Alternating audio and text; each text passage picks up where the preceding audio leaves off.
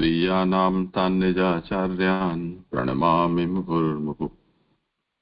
यदनुग्रहतो जन्तुः सर्वदुःखातिगो भवेत् तमहं सर्वदा वन्दे श्रीमद्वल्लभनन्दनम्। अज्ञानतिमिरान्धस्य ज्ञानाञ्जनशलाकया चक्षुरुन्मीलितं येन तस्मै श्रीगुरवे नमः।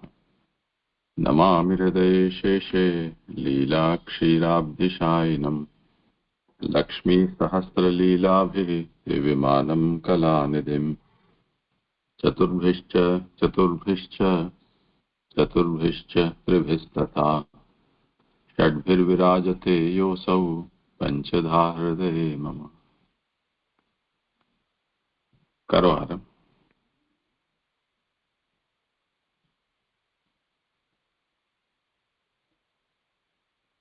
જી દંડવત પ્રણામ. આજે મારે નિરૂપણનો વારો છે, કરું. શ્રીમદ ભાગવત આનંદરૂપ હરિની આનંદમય લીલા, સ્કંદ 2, જ્ઞાન લીલા, સાધન લીલા. શ્રી કૃષ્ણની 10મી લીલાનું શાંગ શ્રવણ કીર્તન સ્મરણ કરવું તે સ્કંધાર્થ છે. તેમાં 3 પ્રકરણ. પહેલું સાધન તત્વ ધ્યાન, જે અધ્યાય 1-2 થી સ્થૂળ સ્વરૂપનું અને સૂક્ષ્મ સ્વરૂપનું ધ્યાન. બીજું સાધન ર પ્રસાદ એટલે શ્રદ્ધા, તે અધ્યાય 3 અને 4, તેમાં શ્રોતાનો અને વક્તાનો રથ પ્રસાદ.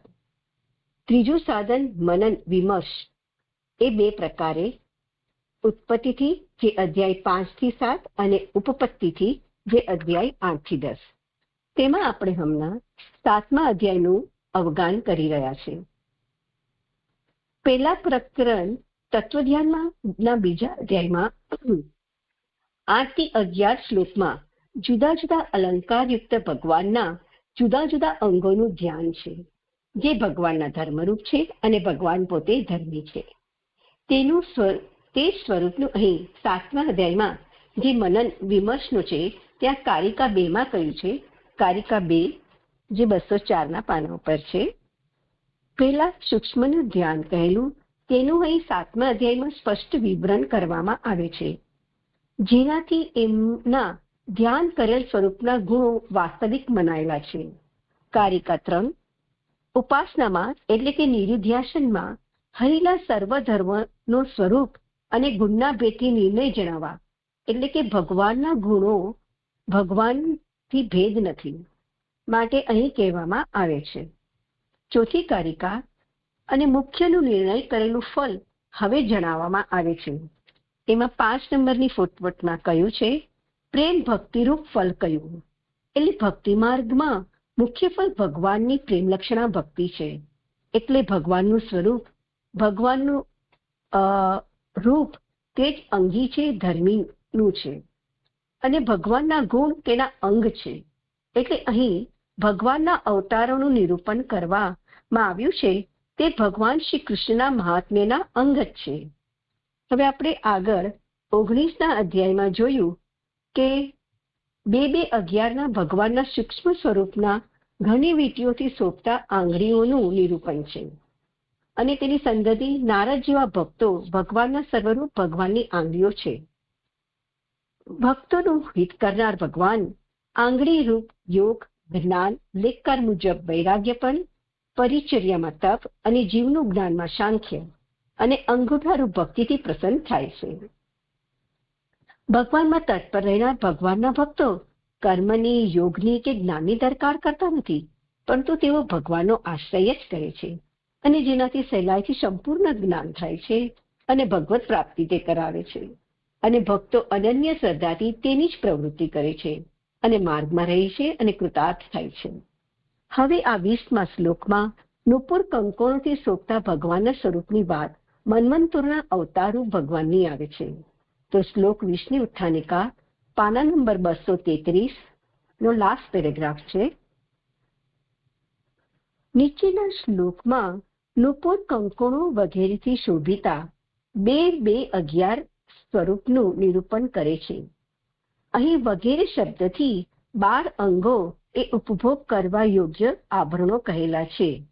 અહીંની પહેલા નંબરની ફૂટનોટ છે, અહીં પણ અવતારનું સ્વરૂપ સ્પષ્ટ નથી. અંગ 12 છે અને મન્વંતરના 14 છે, તેથી સંખ્યાનો દૂર કરવાનો છે. એ અહીંથી આરંભીને કહે છે. આગળ, તે પૈકી 2 ચરણ અને 2 હસ્તનું ધ્યાન કરવા યોગ્યપણું નુપુર અને કંકણો વગેરેથી કહ્યું. એવી રીતે કંઠના આભરણો અને મુકુટ વગેરે કયા. આ બધા 12 અંગોના વિભાગથી 12 પ્રકારના છે. એ મન્વંતરોના અવતારથી કહેવામાં આવે છે. જો કે કંદોરા અને વનમાળા આમના જ કહેવા યોગ્ય છે. એની બીજા નંબરની ફૂટનોટ છે. હરિ અને વામન, એટલે હરિ અહીંયા વનમાલા અને વામનને કંદોરાથી કહ્યું હતું, તે 8મા સ્કંદમાં કહેલ મન્વંતરોના અવતાર હોવાથી યોગ્ય છે. એમ છતાં મન્વંતરોના અવતારની સંખ્યા 14 થઈ રહી છે, છતાં પણ એ બીજું અધિક પ્રયોજન હોવાથી જુદું નિરૂપણ કરે છે.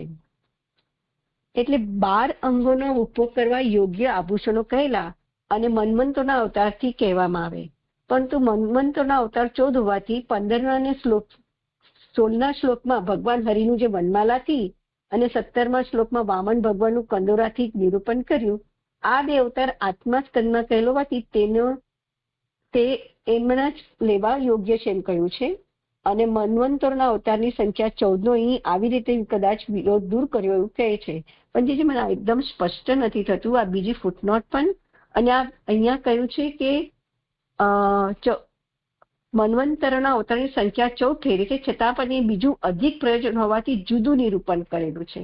આ જુદું નિરૂપણ શું છે તે પણ નથી સમજાતું. જે એ તો આ બધો વિષય આ શ્લોકમાં આવવાનો છે ને, એટલે તે વખતે આપણે જોઈ લઈશું. અચ્છા, એ જ. ઓકે, ભલે જોઈશે. હા, આની ઉત્થાનિકા છે ને, એટલે આ વિષય ઉત્થાનિકા છે. હા, તો શ્લોકમાં જે આવશે એ વાતને ઉત્થાનિકામાં પહેલેથી સંક્ષેપમાં કહેવામાં આવે છે. જી. આમનું વિશેષણ ઘણા કિંમતી હોવાથી બધા મન્વંતરમાં ભગવાન યોગ વગેરેનો ઉપદેશ કરે છે એમ સૂચવેલ છે. એ કહે છે. શ્લોક: ચક્રમ ચ દીક્ષવ વહિતમ દસસુ સ્વતેજો મન્વંતરેષુ મનુ વંશધરો બિભર્તિ દુષ્ટેષુ રાજસુ દમમ વ્યદધ્ય તસ્વ કીર્તિમ સત્ય ત્રિપુષ્ટ ઉશતિ પ્રથયમ ચરિત્રેહી. શ્લોકાર્થ: અને મનુના વંશનું રક્ષણ કરનાર મન્વંતરોમાં 10 દિશાઓમાં પોતાના તેજ રૂપ સાવધાન ચક્ર ધારણ કરે છે અને પોતાના ચરિત્રોથી કમનીય પોતાની કીર્તિને 3 લોકો પર સત્ય લોકમાં પ્રસારતા દુષ્ટ રાજાઓને સજા કરી. સુબોધિની: મન્વંતરોમાં ભગવાન પોતાની પાલન કરવાની શક્તિરૂપ તેજ ધારણ કરે છે. અંગ સાથે આખા મન્વંતરનું પાલન કરે છે એવો અર્થ છે. એટલે ભગવાન યોગનો ઉપદેશ કરે છે તે ઘણો કિંમતી છે એવું અહીંયા આગળ કહ્યું. અને ભગવાનની જે પાલન કરવાની શક્તિરૂપ તેજ છે તે ભગવાન મન્વંતરોમાં ધારણ કરે છે. અને મન્વંતર એટલે સદાચાર, અને અંગ સાથે એટલે આગલા શ્લોકમાં કહેલા અંગ યોગ, જ્ઞાન, પરિચર્યા, જીવનનું જ્ઞાન અને ભક્તિ એવું મને લાગે છે, સાથે મન્વંતરોનું પાલન કરે છે. હવે અહીં આગળ શંકા ઉઠાવી રહ્યા છે કે મનુના વંશમાં ઉત્પન્ન થયેલા હોવાથી ભગવાન સંપૂર્ણ પ્રકારે શા માટે પાલન કરે, એવી શંકા થાય. તેથી મનુના વંશનું રક્ષણ કરનાર એમ કહ્યું છે. મનુના વંશનું આ જ રક્ષણ કરે છે. મન્વંતર 71 યુગનો હોય છે. કલીના સમયમાં શૂદ્રની સ્થિતિ હોવાથી એ સર્વનો નાશ થાય. તેથી દેવાપી મનુ પેઠે ભગવાન જ એઓનું પાલન કરતા હતા. એટલે મનુના વંશનું ભગવાન પોતે રક્ષણ અને પાલન કરે છે, કારણ કે સામાન્ય રીતે દેવાપી મનુ મન્વંતરોનું પાલન કરે, પણ મન્વંતર 71 મહાયુગ એટલે કે 4 યુગનો એક યુગ, એવી રીતે 71 મહાયુગનો છે. અને તેમાં જ્યારે કલિયુગનો સમય હોય ત્યારે તેમાં શૂદ્રોનું પ્રાધાન્ય હોય છે. એટલે તેથી સર્વનો એટલે કે સદાચારનો ત્યારે નાશ થઈ જાય, તેથી જ ભગવાન તેનું પાલન કરે છે. આગળ, ઋષિઓ વગેરે હતા એઓનો નાશ થવાની શંકા ન હોવાથી ભગવાને એમના અંશોનું કાર્ય શા માટે કરવું જોઈએ? એમના અંશોનું પર 3જા નંબરની ફૂટનોટ છે. એમના અંશોનું એટલે મન્વંતરના અંશોનું. એક સંબંધમાં ચક્ર ધારણ કરે છે એમ કહેલું છે, કારણ કે મનુ, ઋષિ, દેવતા અને ઇન્દ્ર એવા 4 પ્રકારના એવો હતા. એવો એટલે કે મન્વંતરના ધર્મો, અને નાનુભાઈ કહે છે ધર્મો કરાવનાર. એવો સ્વરૂપથી હતા, છતાં આજ્ઞા કરવાના પ્રકારથી રહેતા ન હતા. તેથી ચક્ર ધારણ કરે છે એમ કહેલું છે. એટલે મન્વંતરનું પાલન તો મનુ, ઋષિ, દેવતા અને ઇન્દ્ર કરતા હતા, અને તેઓનો આમ એકદમ તો નાશ થતો જ નથી. તો પછી ભગવાન મન્વંતરનું પાલન કેમ કરે? એવી શંકા થાય. તેથી તે કહે છે કે આ ચારેય મનુ, ઋષિ, દેવતા અને ઇન્દ્ર સ્વરૂપથી તો ત્યાં બિરાજમાન હતા, પણ કળિયુગમાં શુદ્રના પ્રાધાન્ય લીધે તેમની આજ્ઞા કોઈ પાળતું નહોતું. તેથી જેવી રીતે ભગવાન ચક્રધાન કરી સર્વનું રક્ષણ કરે, તેવી રીતે ભગવાન પોતે જ મન્વંતરોનું પાલન કરે છે. આગળ, એ ઋષિઓને જ સર્વ પુરુષનું આજ્ઞારૂપ છે. વાક્ય પ્રમાણે આજ્ઞારૂપ કરીને પાલન કરે છે એવો અર્થ છે. ચ અને શબ્દ હોવાથી સ્વતંત્રપણાથી આજ્ઞાને અને સેનાને અનુક્રમે વશ રાખવા અને સહાય કરનાર તરીકે ધારણ કરતા હતા. એટલે ભગવાન ઋષિઓને આજ્ઞા કરાવીને મન્વંતરોનું બહારથી પાલન કરાવે છે, અને પોતે અંદરથી સહાય કરીને પાલન કરે છે. પણ મને અહીંયા સેનાને અનુક્રમે વશ રાખવા અને સહાય કરનાર, એટલે અહીંયા સેનાથી શું લેવાનું ને તે પણ નથી સમજાતું. આગળ લઉં છું, પછી આપ જરા જણાવજો. એવોને આજ્ઞા કરવાનું પ્રયોજન દિશાઓમાં સાવધાન શબ્દોથી કહેલું છે. 10 દિશાઓમાં અવિહિતમ રાખેલું અથવા સાવધાન ચક્ર ધારણ કરતા, જીતને જે પ્રકારે જ્યાં રાખવો હોય તેવી રીતે રાખે છે એવો અર્થ છે. એટલે ભગવાન ચક્ર ધારણ કરી બધી જ દિશાઓને સુરક્ષિત રાખે છે. એવી રીતે અહીંયાથી મન્વંતરનું પાલન કરીને પણ જેને જ્યાં રાખવું હોય તે પોતે જ ભગવાન ડિસાઇડ કરીને એ રીતે રાખે છે. દુષ્ટ રાજાઓને સજા કરી શબ્દોથી વધારાનું કાર્ય કહેલું છે. પાલન કરનારા દુષ્ટ હોય ત્યારે તેમને સજા કરવી એ વધારાનું કાર્ય થયું. એટલે રાજા સામાન્ય રીતે બધાનું પાલન કરે, પણ જો તો દુષ્ટ છે તો બધાનું જ અનિષ્ટ થઈ જાય. તો પછી મન્વંતરમાં ધર્મનું પાલન કેવી રીતે થાય? એટલે આમ કરતા ભગવાન પોતે જ દુષ્ટોને સજા કરે છે, અને આ ભગવાનનું મન્વંતરોને પાલન કરવાની સાથે વધારાનું કાર્ય થઈ ગયું. આથી લોકનું રક્ષણ કર્યાનું જણાવ્યું. એવી રીતે લોક અને વેદનું રક્ષણ કરીને પોતાની કીર્તિને 3 લોકે ઉપર સત્યલોકમાં પ્રસારતા શબ્દોથી ભક્તિનું રક્ષણ કહે છે. એટલે ધર્મનો નાશ કરનારા દુષ્ટ રાજાઓને ભગવાન સજા કરે છે, એવી રીતે ભગવાન લોકનું રક્ષણ કરે છે, અને ધર્મનું પાલન કરાવીને વેદનું રક્ષણ કરે છે, અને પોતાની કીર્તિને આવી રીતે 3 લોકમાંથી ઉપર સત્યલોકમાં પ્રસારી ભક્તિનું રક્ષણ કરે છે. જેમ પાતાળમાંથી કાઢીને ભૂમિને કમલના પાંદડા ઉપર પાથરી, એવી રીતે 3 લોકમાં રહેલી કીર્તિને 3 લોકની ઉપર રહેલા સત્યલોકમાં સ્થાપન કરી. આપણે પહેલા શ્લોકમાં જોયું તું 205 પાના ઉપર લાસ્ટ પેરેગ્રાફમાં, કે ભગવાને પણ ક્રીડ સંબંધીથી વરાહ સંબંધનું શરીર કર્યું, કારણ કે જલમાંથી પદાર્થ એટલે કે પૃથ્વીને બહાર કાઢવાની શક્તિ એમની એટલે કે ભગવાનની છે. એ રીતે ભગવાનની કીર્તિ જે છે તે 3 લોકમાં ફેલાઈ છે, તેને ભગવાન 3 લોકથી ઉપર સત્યલોકમાં સ્થાપન કરે છે. અહીંથી ઉપાડીને ત્યાં સ્થાપવાનું પ્રયોજન ઉષ્ટિમ કમનીય વિશેષણથી કહ્યું છે, કારણ કે અહીં પ્રાકૃત ગુણોથી અને પ્રાકૃત બુદ્ધિવાળાના સંબંધમાં આવેલી કીર્તિ જલમાં ડૂબેલા જેવી રહે છે, જ્યારે એ પોતે વાસ્તવિક રીતે શુદ્ધ છે. તેને સત્યલોકમાં વિસ્તારી સત્યલોકમાં રહેનારા ઉપર ઉપકાર ઉત્પન્ન કરવાથી ત્યાં જ્ઞાન અને ભક્તિ થાય છે. એ માટે ભગવાનના ચરિત્રો ગવાય છે. 3 લોકથી ઉપર સત્યલોકમાં ભગવાન પોતાની કીર્તિને સ્થાપન કરે છે, તો તેમનું પ્રયોજન કહે છે કે અહીં તો આ 3 લોકમાં પ્રાકૃત ગુણવાળા લોકો છે, અને એ લોકોની બુદ્ધિ પણ પ્રાકૃત છે. તેથી ઓલમોસ્ટ ભગવાનની કીર્તિ જલમાં ડૂબેલા જેવી. એટલે ભગવાન પોતે જ પોતાની કીર્તિને થોડો વખત તે માટે તિરોહિત દશા જેવી રાખે છે.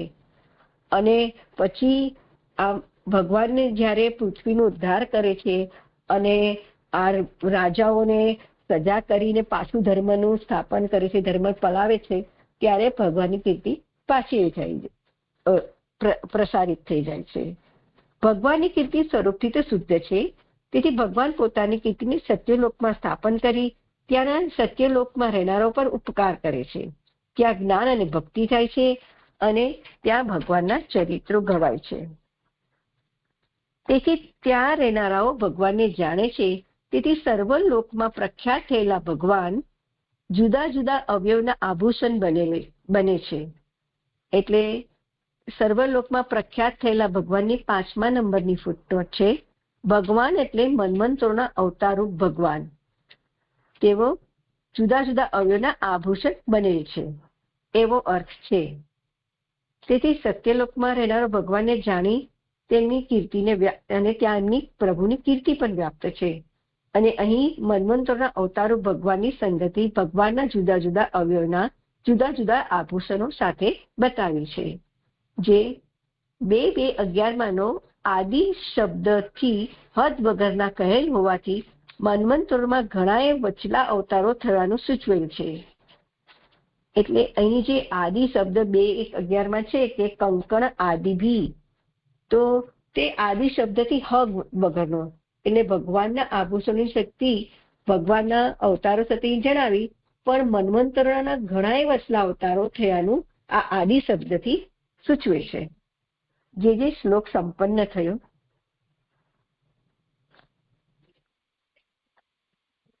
કઈ હોય વિચારણી આમાં? હા, એટલે અહીંયા જે આ જે જુદું નિરૂપણ કહ્યું ને, તે અહીંયા આ શ્લોકમાં જુદું નિરૂપણ કરીને શું કહ્યું એ મને હજી બી નથી ખ્યાલ આવી રહ્યો છે. દંડવત પ્રણામ.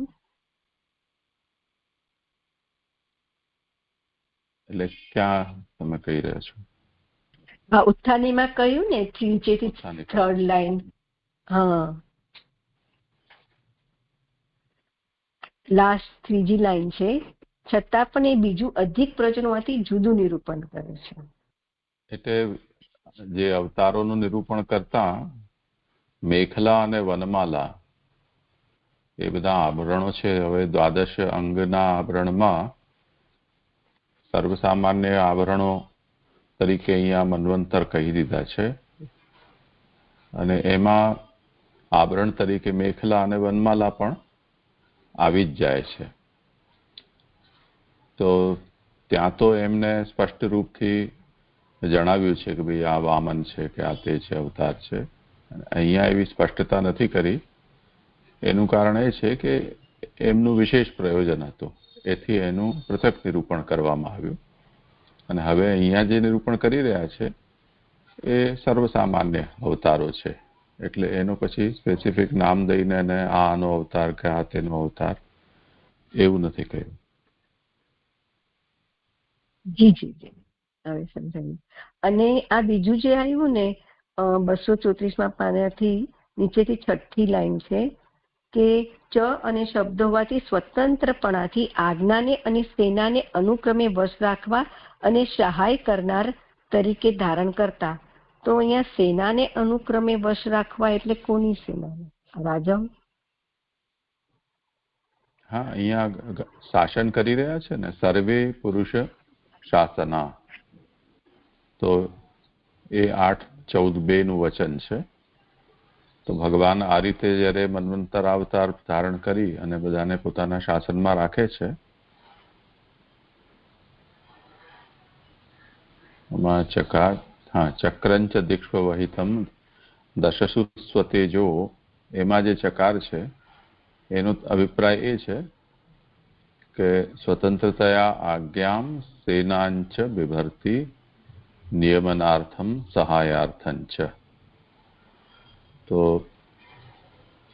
ન કેવલ એ શાસનકર્તાઓ છે એમને સહાય કરે છે, પરંતુ ભગવાન સ્વતંત્ર રીતે પણ એ આજ્ઞા અને સેનાને ધારણ કરાવડાવે છે કે જેથી એમનું નિયમન થઈ શકે. મનુ વગેરે તો રાજાઓ જ હતા ને? હા જજી, હમ. એટલે હવે સમજાયું. હા જજી, હવે મને નથી કોઈને હોય તો. હા જજી, ધન્યવાદ.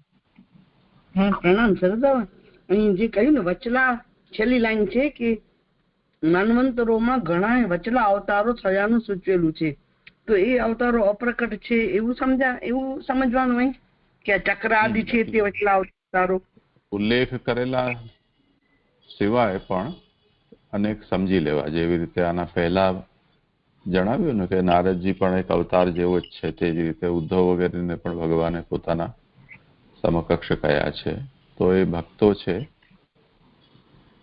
એને પણ અવતાર રૂપતા બતાવેલી છે. તેવી રીતે અહીંયા પણ અવાંતર અવતારો એમના સમજી લેવા. હા જી પ્રણામ સરદાર. હા જી પ્રણામ. ત્યાંનો શ્લોક પૂરો થાય ને 235માં પેજમાં, ત્યાં ગાળ કે અહીં પ્રાકૃત ગુણોથી અને પ્રાકૃત બુદ્ધિ વાળાઓના સંબંધમાં આવેલી કીર્તિ જલમાં ડૂબેલી જેવી રહે.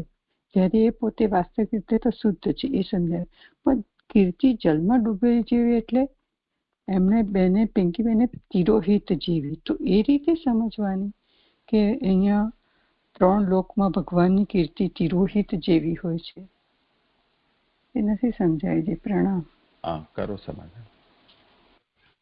હા, એટલે તિરોહિત જેવી એટલે કે તે કાળ પૂરતું આમ આપણે લાગે કે ભગવાનની કીર્તિ ત્યારે આમ બધા કોઈ ધર્મ નથી પાળતા, ને નથી ઓલું કરતા, એટલે ભગવાન જ એવી રીતની અહીંયા લીલા કરી રહ્યા છે કે બધા થોડું એમની કીર્તિની નથી ધ્યાન. એટલે આપણે જે સર્વોત્તમમાં બી કહે છે ને કે બધા દુષ્ટ ઓલા વાળા થઈ ગયા છે, એટલે એમને પ્રભુનું સ્વરૂપ જણાય એટલે વલ્લભ પધાર્યા. એવી રીતે કીર્તિ ભગવાનની ડૂબેલા જેવી રહે છે.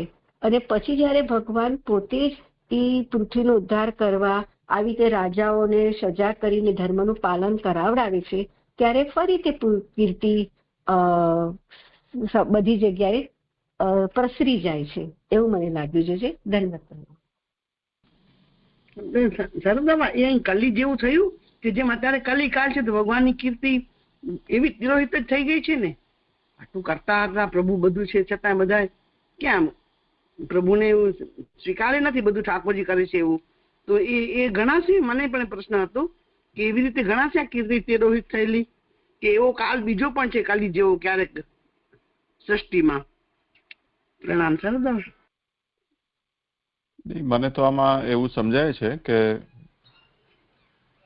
ભગવાન આ પ્રકારનું કાર્ય કરીને પોતાની જે કમનીય કીર્તિ છે એનો પ્રસાર ત્રિભુવનથી પણ ઉપર સત્યલોકમાં કરે છે. તો એનો અભિપ્રાય એ છે કે ભાઈ ત્રિભુવનમાં ભગવાનના એ પરાક્રમને સમજી શકે તે પ્રકારના અધિકારી ગણો ન હોય, પણ સત્યલોકમાં શુદ્ધ બુદ્ધિ વાળા છે એ લોકોએ ભગવત યશને, કીર્તિને સમજી શકે અને એનું ગાન કરી શકે છે. એટલે ભગવાન એને ત્યાં સુધી પ્રસારિત કરે છે. અને જલ સાથે સંબંધ એનો એ રીતે કહેલો છે કે જેમ પૃથ્વી જલ નિમગ્ન થઈ ગઈ અને વરાહ અવતાર દ્વારા એનો ઉદ્ધાર કરવામાં આવ્યો, એવી રીતે અહીં પણ જે કીર્તિ છે એ જલ નિમગ્નવત થઈ જવાને કારણે અહીંયા એ શુદ્ધ નથી રહી જતી. તો એને અમલ કીર્તિ છે એને ભગવાન સત્યલોકમાં સ્થાપિત કરે છે. હા, સુંદર થઈ જાય. મને આ ગઈકાલે 18મા શ્લોકનો એક પ્રશ્ન હતો, હું પૂછું છું? હેન્ડ્રેસ કે હા ભાજી, આપણે શ્લોક પૂરો થાય તેની ચોથી લીટી છે, બેલાબેને પણ પૂછી લો. તેથી જ એવો ગુણ હોવાથી એને ઘણી ભક્તિ પ્રાપ્ત થઈ, એમ એ ગુણ ન હોત તો જય ને વિજયની પેઠે માશ્ચર્ય વગેરે દોષ ઉત્પન્ન થાત. તો એવોથી શું લેવાનું છે એ ના ખ્યાલ આવ્યો મને. 18મા શ્લોકમાં 231મા પેજ પર નીચેથી ચોથી લાઈન, શ્લોક પૂરો થાય ત્યાં ઘડી. એટલે તાત્પર્ય તો એ છે અહીંયા કે બલિરાજાને આવું બધું કર્યા પછી પણ કઈ માત્સર્ય ન થયું, ભગવાન પ્રત્યે ભક્તિ જ થઈ. જેમ જય વિજય છે એમને સનકાદિકના પ્રતિ માત્સર્ય થયું, એવું એમને ન થયું. એટલે એવો પર અટકી પડી. હા, જે થયું એવું મને એવું એટલે બંધન, એ બંધન ગુણ રૂપ એવો પૂછે છે ને, તો બંધન ગુણ હોવાથી એવું એટલે બંધન એવું થશે. નહીં એટલું સમજી જતો હમણાં. એવું એટલે બંધન ગુણરૂપ હોવાથી એને ઘણી ભક્તિ પ્રાપ્ત થઈ, એવું મને પણ હતું જરાક. તો એવું ને બંધન ગણીશું તો જરા સમજાવો ને. લેખકારે આ વાતને સ્પષ્ટ કર્યું છે કે અતએવ તેષામ ગુણત્વાત તસ્ય મહતી ભક્તિ જાતા. એ તો વામન સ્વરૂપે વર્તમાનામ ધર્માણામ બલે બંધનેન સ્વાધીનીકરણમ અતસ્તેષામ ધર્માણામ ગુણ સાદૃશ્યાદ ગુણરૂપત્વમ તસ્માદ બંધનેનાપી બલે મહતી ભક્તિર જાતા ઇત્યર્થઃ. તો વામન સ્વરૂપથી જે ધર્મો હતા એ ધર્મોનું બલિના બંધન કરીને એને સ્વાધીન કર્યા. તેથી તેષામ ધર્માણામ ગુણ સાદૃશ્યાદ ગુણરૂપત્વમ. તેથી એ જે ધર્મો છે એ ગુણ સાદૃશ્યથી ગુણરૂપ થયા.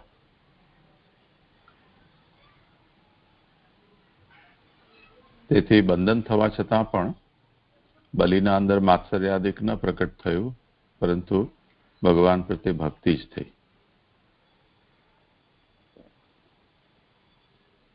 સુંદર થયું. પ્રણામ. હા, ભગવાનના બંધનથી ભક્તિ થઈ. તો સુંદર. આગળ કરો. પ્રણામ છે. અહીંયા જે કહ્યું ને ઉત્થાનિકામાં કે આમનું વિશેષણ ઘણા કિંમતી હોવાથી બધા મન્વંતરોમાં ભગવાન યોગ વગેરેનો ઉપદેશ કરે છે એમ સૂચવેલ છે, એ કહે છે. તો અહીંયા યોગનું તો મને કંઈ આમાં કંઈ ધ્યાન ન આવ્યું. અને બીજું એ બી પૂછવાનું કે ચક્ર ધારણ કરે છે એનું પણ અહીંયા મને સમજ ના પડી. એટલે પહેલા ભગવાન યોગ વગેરેનો ઉપદેશ કરે છે ને, એ આમાં મને સમજ ના પડી.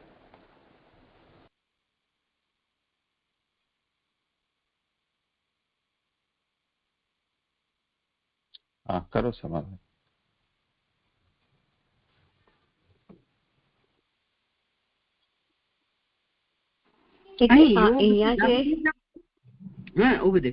યોગ થી ધર્મો વગેરે ધર્મોનો ઉપદેશ કરે છે એવું સમજ્યું. તો હા, ચલો ખુલાસો થશે. કર. હા, એટલે મને પણ એ જ લાગ્યું કે ભગવાન જે સદ્ધર્મનું પાલન કરે છે, આ રાજાઓને ઓલું કહીને અંદરથી જે સહાય કરે છે, એટલે કે એ ભગવાન એવી રીતે યોગનો ઉપદેશ કરે છે, સદ્ધર્મ પાળવાનો. આ બધાને રક્ષણ કરીને દુષ્ટોથી અને સદ્ધર્મ પાળવાનું પાલન કરાવડાવે છે. તે જ મને યોગ લાગ્યું.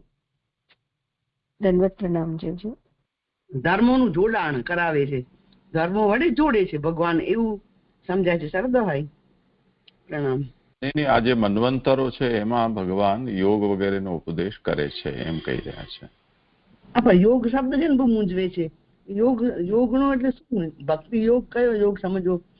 ઘણી વાર યથાધિકાર કયો કરે છે એનો તો અહીંયા કોઈ ઉલ્લેખ નથી કરી રહ્યા, પરંતુ અહીંયા જે વિશેષણ છે એ મહાધનાની, એ જે આગળ 2011માં આ વિશેષણ આપ્યું, મહાધનના અંતર્ગત પંચપર્વા વિદ્યાની જે ગણના કરી છે ત્યાં યોગની પણ ગણના કરેલી છે. એટલે એ સંદર્ભથી અહીંયા કહી રહ્યા છે કે ત્યાં જેવી રીતે યોગ ઉપદિષ્ટ થયો છે એમ અહીંયા પણ મન્વંતર અવતાર યોગનો ઉપદેશ કરે છે.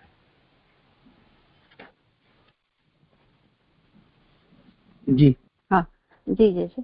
અને અહીંયા જે આખું નિરૂપણ આવ્યું ને તો એમાં પહેલા એવું આવ્યું કે કલીના સમયમાં શૂદ્રની સ્થિતિ હોવાથી એ સર્વનો નાશ થાય, એટલે શૂદ્રનું પ્રાધાન્ય થયું અને સદાચાર અહીંયા હવે લોપ થઈ ગયો સદાચારનો.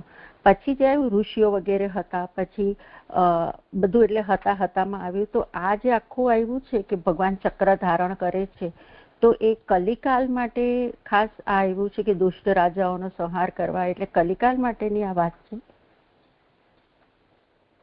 મને તો એવું જ લાગે છે, કલયુગની જ વાત છે. જ્યાં શૂદ્રનું પ્રાધાન્ય થઈ જાય છે ત્યારે જ બધા રાજાઓ ને બધું દુષ્ટ થઈ જાય, એટલે ભગવાન બધું પોતાના હાથમાં લઈ લે છે એવું મને લાગી રહ્યું છે. એવી રીતે અને પછી પોતે જ એને એટલે આમ ઓલું બીજાથી કરાવતા હતા. હવે પ્રભુ પોતે જ એ દુષ્ટ રાજાઓને, કારણ કે પ્રભુના કળિયુગ આવી રીતે અવતાર લઈ અને એ દુષ્ટોને સજા કરે છે અને એવી રીતે ધર્મનું રક્ષણ બી કરે છે અને પછી અંદરથી પાલન પણ કરે છે એવું મને લાગ્યું.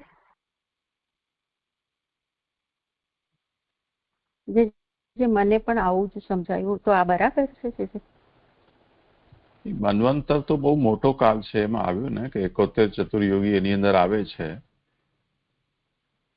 તો એ તો બધા જ આવશે ને એની અંદર, જ્યારે જ્યારે પણ એમનો અધિકાર હશે અને પ્રસંગ હશે તે વખતે એ લોકો પોતપોતાનું કાર્ય કરે છે. તો બધા યુગોના સંદર્ભમાં છે, પણ કલીનો તો કેવલ એ રીતે ઉલ્લેખ કર્યો છે કે અહીંયા દુષ્ટ રાજાઓનો પ્રસંગ ક્યાં આવી રહ્યો છે. તો 20મા શ્લોકમાં દ્વિતીય ચરણમાં જે વાત આવી છે કે દુષ્ટેસુ રાજસુ દમમ વ્યદધાત, તો એ તો કલી ના પ્રસંગની વાત છે. એટલે મન્વંતરોમાં 71 વખત કલિકાલ તો આવવાનો જ છે ને.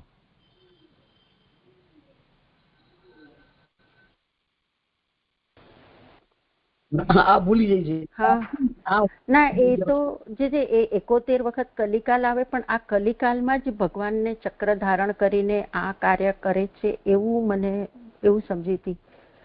એટલે દરેક કલિકાલમાં આવું કરે છે એવું સમજવાનું, દરેક મન્વંતરના દરેક યુગમાં જયારે કલિકાલ આવે ચતુર્યુગમાં એવું સમજાય છે.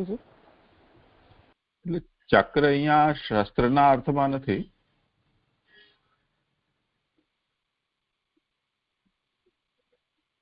એ શાસનના અર્થમાં છે.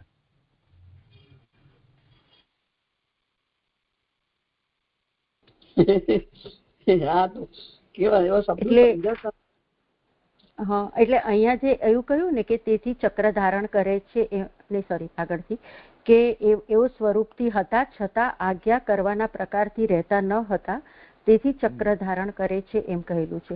એટલે આ ઋષિ, મનુ ઋષિ, દેવતા ને ઇન્દ્ર એ બધા હતા ખરા, પણ માણસો એ લોકોનો જે મન્વંતરના ધર્મો છે એ પાડી નથી રહ્યા, માટે પ્રભુ શાસન કરે છે એવું સમજવાનું છે. નહીં, આગળ વાંચો ને, લખેલું જ તો છે સ્પષ્ટતા. તેથી ચક્ર ધારણ કરે છે એમ કહેલું છે. એ ઋષિઓને જ સર્વ પુરુષ આજ્ઞારૂપ છે, વાક્ય પ્રમાણે આજ્ઞારૂપ. અચ્છા, એટલે આ ઋષિ, દેવતા, ઇન્દ્ર વગેરેને એ બધા સોરી વાક્ય પ્રમાણે આજ્ઞારૂપ કરીને પાલન કરે છે એવો અર્થ છે. આટલો જ. હા, ચક્ર ધારણ કરે છે એનો મતલબ આ છે.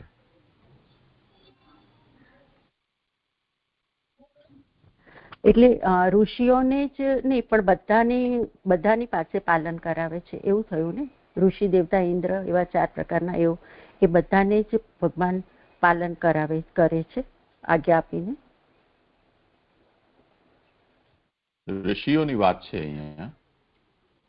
ઓકે, હા હા, થયું. પ્રણામ છે. પ્રણામ. આ ત્રીજી ફોotનોટમાં આવે છે ને એમના અંશોનું, એટલે મન્વંતરના અંશોનું. તો મન્વંતરના અંશોથી શું આવશે જે ના ખ્યાલ આવ્યો? આ મનુ, ઋષિ, દેવતા એ બધા આવે?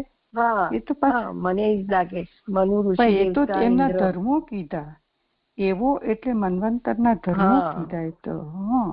એ તો ધર્મો કીધા, પણ હું તો અંશો કહું છું કે મન્વંતરના અંશો એટલે શું આવશે એ ના ખ્યાલ આવે. સદ્ધર્મ. આજે 71 યુગ આવશે. સદ્ધર્મ. એના સદ્ધર્મ.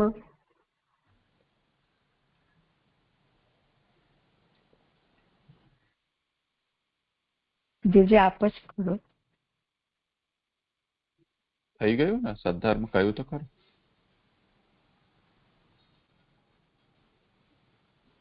એક સદ્ધર્મ જ આવશે, જે બીજા ના હોય એમાં અંશો કે છે તે બહુવચનથી. અરે અહીંયા પ્રશ્ન ઉપસ્થિત કર્યો ને કે ઋષિઓ જયારે છે તો નાશ શંકા ભાવાત કેમ ભગવતા તદંશ કાર્યમ કર્તવ્યમ. તો ભગવાન એ અંશોનું કાર્ય કેમ કરી રહ્યા છે, એટલે મન્વંતરાંશનું કાર્ય કેમ કરી રહ્યા છે,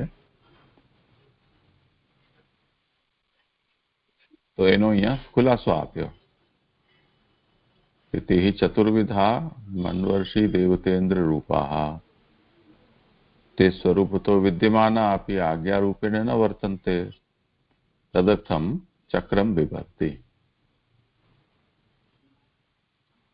તો આ જે ચારો છે, મનુ, ઋષિ, દેવતા અને ઇન્દ્ર રૂપ, જે એ લોકો આજ્ઞારૂપથી નથી વર્તતા, તો તે સ્વરૂપ તો વિદ્યમાના આપી. સ્વરૂપ તો વિદ્યમાના આપી એટલે મન્વંતર નામના સદ્ધર્મના અંશો.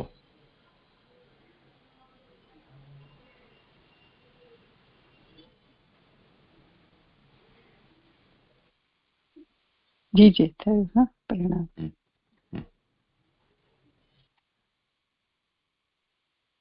કરું છે આગળ. હા, કર. હવે 21મા શ્લોકની ઉત્થાનિકા 235મા પાના ઉપર. નીચેના શ્લોકથી આરંભી 5 શ્લોકથી સ્નેહવાળા શુદ્ધ વાકડિયા કાળા કેશોથી શોભતા મુખથી કરેલા હાસ્યથી સુંદર ભગવાનનું નિરૂપણ કરે છે. કેશોના ગુણોથી અને કેશોથી શોભતું મુખ, એમાં મુખમાં થતા હાસ્યથી ભગવાન સુંદર થાય છે. એમાં હાસ્યથી સુંદર રઘુનાથ હાસ્યરૂપ સર્વને મોહ કરાવનાર ઘણા સુંદર છે. એમનું કાર્ય ગુણ હોવાથી આગળ કહેવામાં આવશે.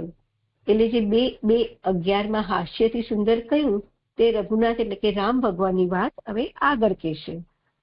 અને અહીં વાકડિયા કાળા કેશવાળા પરશુરામ થયા. ઘણા પ્રકારે ચરિત્ર કરવાને લીધે એ અનેક રૂપવાળા હતા. એમનામાં રહેલ સ્નેહ અને શુદ્ધ રૂપ ધર્મવાળા ધન્વંતરી હતા. કારણ કે એમને અમૃતથી અને વેદક શાસ્ત્રથી સર્વને સ્નિગ્ધ અને શુદ્ધ કર્યા. કારણ કે દેવો લુખ્ખા હતા, તેમને અમૃતથી ભગવાનમાં પ્રેમવાળા કર્યા. અને વેદક શાસ્ત્રથી એવો શુદ્ધ થાય છે, એમાં વિવાદ નથી. એટલે અહીંયા પરશુરામજીનું ચરિત્ર બહુ જ બધા રીતે અનેક રૂપવાળા તેઓ થયા. એટલે એ પરશુરામજીનામાં રહેલ સ્નેહ અને શુદ્ધ રૂપવાળા ધર્મવાળા ધન્વંતરી થયા, જેની આ શ્લોકમાં વાત આવે છે. અને એ ધન્વંતરી ભગવાને અમૃતથી અને વેદક શાસ્ત્રથી સર્વને સ્નિગ્ધ અને શુદ્ધ કર્યા. અને અહીંયા શુદ્ધ કર્યા તો શુદ્ધિની જરૂર કેમ પડી? તો આગળના શ્લોકમાં મન્વંતરની વાત આપણે જોઈ, જ્યાં સદ્ધર્મ પાળવાનો છે અને ધર્મનું પાલન કરવા માટે આરોગ્યની જરૂર છે. અને ધન્વંતરી આરોગ્ય પ્રદાન કરે છે. તેથી ધન્વંતરીની ના અવતારની વાત આ શ્લોકમાં આવે છે. આગળ બંનેનું કાર્ય ભૂમિ પર થતું હતું. અહીંયા બંનેનું એટલે કે મને લાગે ધન્વંતરી અને પરશુરામજીનું. ત્યારે જ રઘુનાથ અવતર્યા. તેથી એવા મુખારવિંદમાં ભગવાન હાસ્યરૂપ થયા. કારણ કે ભગવાનના હાસ્યથી કાર્ય થાય તે રઘુનાથે કરેલું. એમાં ધર્મના આધાર બ્રાહ્મણો ભગવાનનું મુખ છે. એ પૈકી કારિકા 6 આરોગ્ય ધર્મ સિદ્ધિ સ્યાદ રક્ષાચ ધનુષો ભવેત. આરોગ્ય હોય ત્યારે ધર્મ થઈ શકે અને ધનુષથી રક્ષણ થાય. તેથી ધર્મ થઈ શકે એ માટે ધન્વંતરી અવતરેલા હોવાથી એમનું ચરિત્ર નીચેના શ્લોકથી કહે છે. શ્લોક: ધન્વંતરિશ્ચ ભગવાન સ્વયમેવ કીર્તિ નામના નૃણામ પુરુરુજામ રુજમ આશુહંતિ યજ્ઞેશ્ચ ભાગમ અમૃત આયુર્વાપ વૃદ્ધમ આયુષ્ય વેદ મનુશાસ્ત્ય વર્તીય લોકે. શ્લોકાર્થ. અને પોતે જ કીર્તિરૂપ ભગવાન ધન્વંતરી ઘણા રોગવાળા મનુષ્યોના રોગનો નામથી જ નાશ કરે છે અને યજ્ઞમાં અટકાવેલ ભાગ ઈચ્છેલ આયુષ્ય આપનારે પ્રાપ્ત કર્યો અને લોકમાં અવતાર લઈને આયુર્વેદ શીખવ્યો. સુબોધિની. દેખાતો ઉપકાર કરવાને લીધે એ પોતે જ કીર્તિરૂપ થયા. ચ અને શબ્દ હોવાથી સ્ત્રીરૂપ થયા. એની પહેલા નંબરની ફૂટનોટ છે. શંકરને મોહ કરવા માયાવાળું સ્ત્રીરૂપ લીધેલ અને બંને ભગવાન હતા. એમનો ગુણ કીર્તિ છે જ, છતાં પણ એ કીર્તિરૂપ પણ કહેવાય છે. આ એક લાઈન થોડી સમજાતી નથી. એનું કારણ કે પુરુરુજામ મહારોગે દુઃખી કરેલા ના રોગનો નામથી જ તરત નાશ કરે છે. ધન્વંતરી નામના સ્મરણ માત્રથી સર્વ રોગો નાશ પામે છે એવો અર્થ છે. માણસોમાં રોગનો સંભવ હોવાથી અથવા એવો નામ બોલનારા હોવાથી મનુષ્યોના એમ કહેલું છે. એટલે કે મહારોગો થયા હોય તેવા દુઃખી મનુષ્યોનો ધન્વંતરી ભગવાનના નામના સ્મરણ માત્રથી જ એમના રોગોનો નાશ થઈ જાય એવી એમની કીર્તિ હોય તેવો કીર્તિરૂપ થયા એવું લાગે છે. વાસ્તવિક રીતે તો શાસ્ત્ર દ્વારા સર્વ રોગોનો નાશ કરે છે અને નામ એમનું શાસ્ત્ર છે. એની બીજા નંબરની ફૂટ છે અને નામ માટે. આથી શાસ્ત્રના લાભનો પ્રકાર કહે છે. તેથી નામથી એટલે નામ સૃષ્ટિરૂપ વૈદક શાસ્ત્રથી એવો અર્થ છે. આનાથી એટલે નામથી એવો અર્થ છે. વાયુ વગેરે સર્વ ઉપકાર કરનારાઓના ભાગો યજ્ઞમાં જણાવ્યો છે. તેમ આનાથી પણ આરોગ્ય લક્ષણવાળો ગુણ કરીને યજ્ઞમાં ભાગ પ્રાપ્ત કર્યો. એટલે નામ સૃષ્ટિરૂપ વૈદક શાસ્ત્ર એમને પ્રગટ કર્યું. તેથી ધન્વંતરી સર્વ ઉપર ઉપકાર કરનારા થયા અને સર્વ પર ઉપકાર કરવાની વાત નો ભાગ યજ્ઞમાં જણાવેલો છે. આમ આરોગ્યના લક્ષણવાળા ધન્વંતરીએ એમને પણ યજ્ઞમાં ભાગ પ્રાપ્ત કર્યો. કુશ પછી હોમે છે તે વાણીમાં સ્વાહાને મંત્રથી પૂજાય. જજુષમાં કુશ પછી હોમવાનું કરવામાં આવે છે. એમાં વાણીનું શાંતિથી દેવતા થવાનું રહ્યું. એ ફલથી સંભવતું ન હોવાથી સર્વને શાંતિ કરનારી વાણી જે ધન્વંતરીએ કહી તે ભાગ પ્રાપ્ત કરવા યોગ્ય હોવાથી યજ્ઞમાં ધન્વંતરીનો ભાગ થયો. અટકાવેલ વિશેષણથી એમ સૂચવેલું છે કે પહેલા ઘણું કરીને કુશ પાછળથી હોમવામાં આવતું ન હતું. કુશ પછી હોમવું નહીં એમ અગ્નિહોત્રમાં એ હોમવાની મના કરેલી હોવાથી સંસ્થામાં જ કુશ પાછળથી હોમાતું.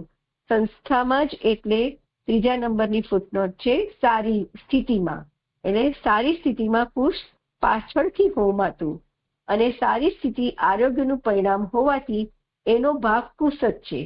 અથવા બીજું કારણ વિચારવું અથવા બીજી શાખામાં તે સ્પષ્ટ છે અને વળી આયુર્વેદ રચ્યું.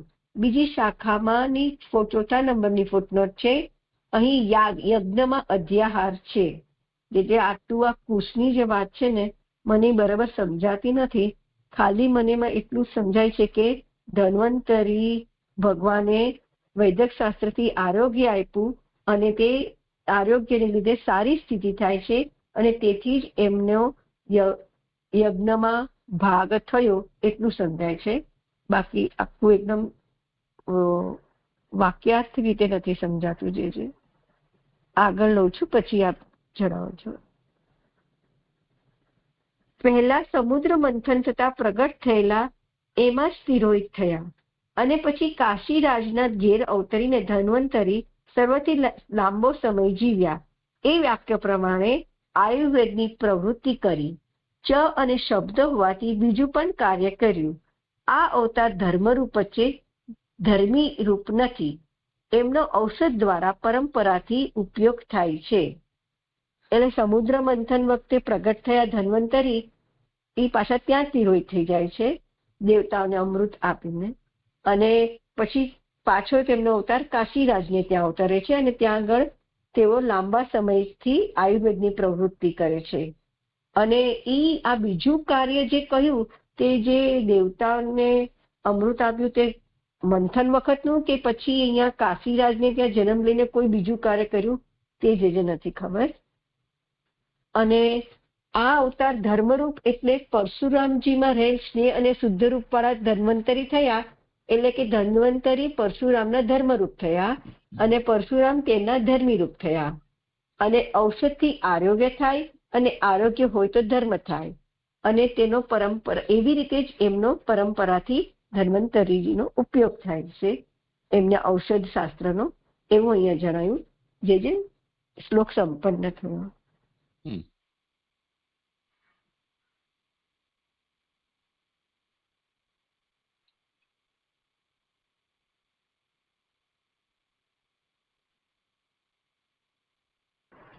બીજા કુશની વસ્તુ બરાબર એકદમ નથી સમજાય રહી, પણ એનો મિનિંગ આ બરાબર છે ને.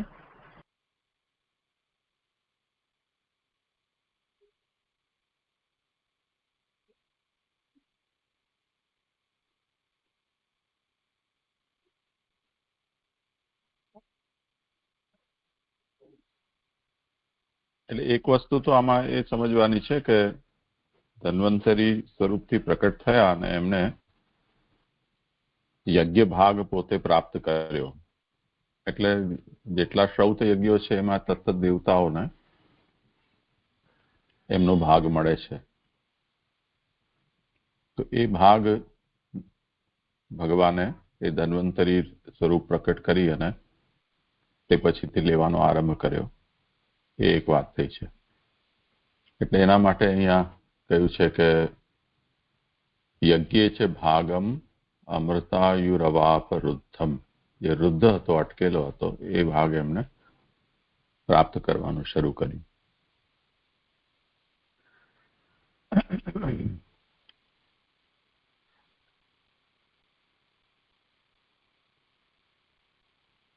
અને જે આ બરહીનો પ્રસંગ છે, બરહીના હોમનો, હવે શ્રૌત વિષય છે, અત્યારે શાખા ભેદથી જે પ્રકાર છે એ પણ આપણે જાણતા નથી અને મુખ્ય પ્રકાર છે તે પણ જાણતા નથી.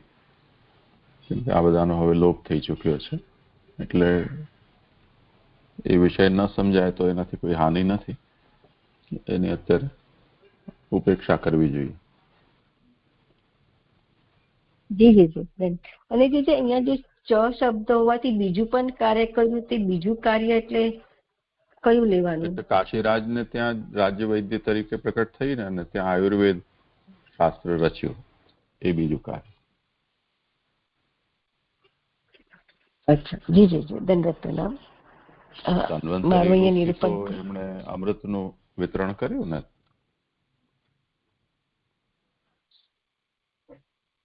એ એક કાર્ય ને આ બીજું કાર્ય. જી જી જી. એ મારું નિરૂપણ સંપન્ન થયું.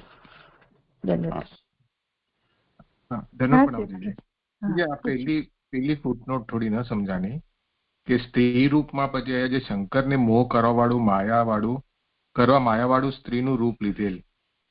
આપણે જે ધન્વંતરી અને મોહિની એટલે દેવતાઓને જે અમૃત પીવડાવ્યું એ સ્ત્રી રૂપ અમે એટલે સમજ હતી છે. પણ આ પહેલું ફૂટનોટ નહીં સમજાણી. હા, જે ઈ પ્રસંગ પણ મને તો નથી ખબર શંકરજીને. મહાપ્રભુજી એ વાત ત્યાં સ્પષ્ટ કરી છે કે આ વસ્તુતઃ મોહિની અને ધન્વંતરી બે અવતાર નથી, પરંતુ જે અસુરો છે એમને એ મોહિની સ્વરૂપથી દેખાયા. વસ્તુતઃ તો તે ધન્વંતરી જ અમૃત કલશ લઈને એને પ્રકટ થયા હતા. તો જે મોહ કર્યો છે એ તો અહીંયા મોહિની સ્વરૂપથી શંકરજીને મોહ કરવા માટે ભગવાન સ્ત્રી રૂપ લીધું હતું, એનો ઉલ્લેખ ચકારથી કરી રહ્યા છે.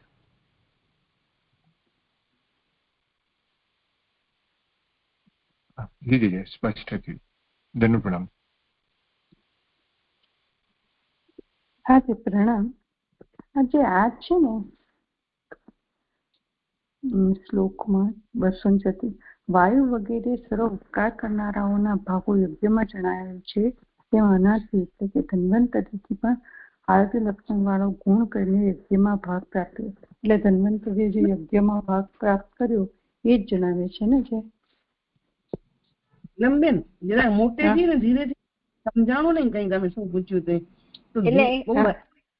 અવાજ કરી અવાજ મોટો કરી. હા હા એટલે મને અહીંયા લાગે છે કે વાયુ દેવતાને બધાને પોતપોતાનો ભાગ મળે છે ને યજ્ઞમાં. જે એમને કહ્યું ને બધા દેવતાઓને એવી રીતે પોતાનો, એવી રીતે ધન્વંતરીને પણ જે એમનો ભાગ રૂધાઈ ગયો હતો, અટકાઈ ગયેલો હતો, તે ભગવાને આવી રીતે પાછા પ્રગટ થઈ અને આરોગ્ય સંપાદન કરી અને એમનો પોતાનો યજ્ઞમાં ભાગનું શરૂઆત કરાવડાવી એવું લાગે છે. દંડવત એ રીતે લેવાનું ને. જે હા હા એ મને એ જતું. અને આ બીજું આવે ને એમાં વાણીનું શાંતિથી દેવતા થવાનું રહ્યું. એ ફલથી સંભવતું ન હોવાથી સર્વને શાંતિ કરનારી વાણી જે ધન્વંતરીએ કહી તે ભાગ પ્રાપ્ત કરવા યોગ્ય હોવાથી યજ્ઞમાં ધન્વંતરીનો ભાગ થયો. એ ભાગ થયો એ ખ્યાલ આવ્યો, પણ આ એ ફલથી સંભવતું ન હોવાથી સર્વને શાંતિ કરનારી વાણી એ ત્યાં સુધી તે નથી ખ્યાલ આવતો કે એમાં કહેવા શું માંગે છે. પ્રણામ.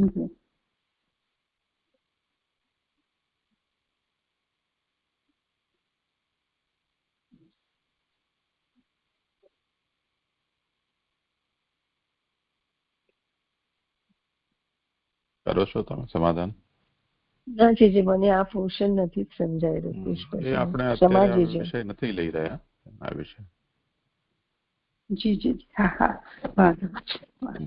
અને જે એમણે આમાં પણ ધર્મરૂપ જ છે, આવતા ધર્મરૂપ છે, ધર્મી રૂપ નથી. તો એમણે જે કીધું કે ધર્મી રૂપ એ પરશુરામના ધર્મી રૂપ છે કે એવું કંઈ કીધું, તે જે એ રીતે સમજવાનું છે. એ છેલ્લું એમણે પિંકીબેને કંઈ એવું કીધું કે આ ધર્મરૂપ છે નથી, ધર્મરૂપ છે પણ ધર્મી રૂપ નથી. એટલે હું તો એમ જ સમજી. પણ એમ એવું બોલ્યા કે પરશુરામના ધર્મી રૂપ છે એવું કઈ કીધું ને તમે પિંકીબેન? એટલે અહીંયા જે પરશુરામનું આવ્યું ને કે એમનામાં રહેલ સ્નેહ અને શુદ્ધ રૂપ ધર્મવાળા ધન્વંતરી હતા. એટલે કોનામાં રહેલ? પરશુરામમાં રહેલ સ્નેહ અને શુદ્ધ રૂપ વાળા.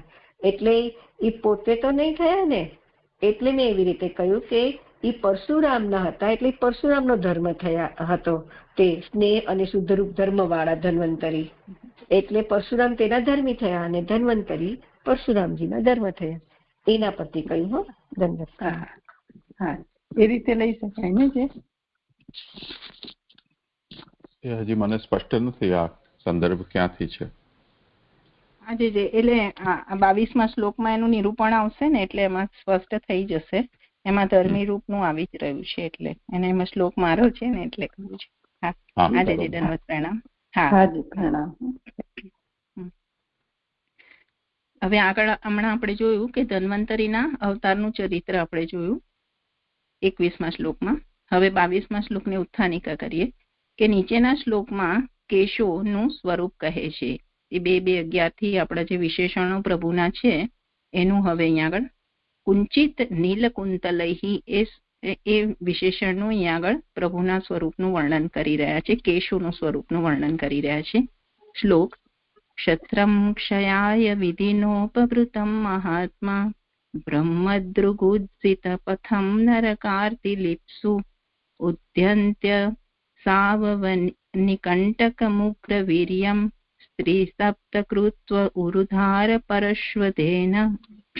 શ્લોકાર્થ નાશ માટે વિધિએ વધારેલ, બ્રહ્મનો દ્રોહ કરનાર, માર્ગનો ત્યાગ કરનાર, નરકનું દુઃખ ઈચ્છનાર, ભૂમિના કાંટારૂપ ક્ષત્રિયોને ઉગ્ર વીર્યવાળા એ મહાત્માએ 3-7 વાર ઘણી ધારવાળી ફરસી ઊંચી કરી હણ્યા.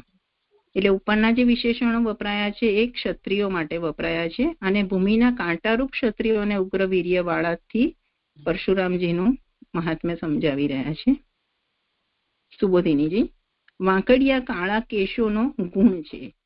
વાંકડિયા એટલે કુટિલ અને કાળા એટલે શ્યામ. એટલે અહીંયા કાળા કેશનો ગુણ બતાવ્યો. શું કે વાંકડિયા એટલે કુટિલ અને કાળા શ્યામ. ક્ષત્રિયોને હણનાર હોવાથી પરશુરામ કુટિલ અને ભૂમિના કાંટા કાઢનાર હોવાથી શ્યામ હતા. એટલે અહીંયા બે વસ્તુ કહી, એક તો કાળા કુટિલ અને શ્યામ એ બંને વિશેષણને અહીંયા સમજાવી રહ્યા છે. એક ક્ષત્રિયોને હણનાર હોવાથી કુટિલ કીધા અને ભૂમિના કાંટા કાઢનાર હોવાથી પરશુરામજીને શ્યામ કીધા. અથવા કરીને બીજો અર્થ કરી રહ્યા છે કે 4 વિશેષણો સાથેના કેશો ધન્વંતરી હતા, કારણ કે એમણે અમૃત કાઢેલ, સ્ત્રી થયેલ, યજ્ઞનો ભાગ ભોગવનાર થયેલ અને અવતાર લીધેલ. તે પૈકી એટલે આ 4 પૈકી શ્યામપણું મથનથી નીકળેલું, કુટિલપણું સ્ત્રી રૂપનું, શુદ્ધપણું યજ્ઞમાં ભોગ કરનારનું અને સંપૂર્ણ સ્નિગ્ધપણું આયુર્વેદ રચવાથી થયેલ.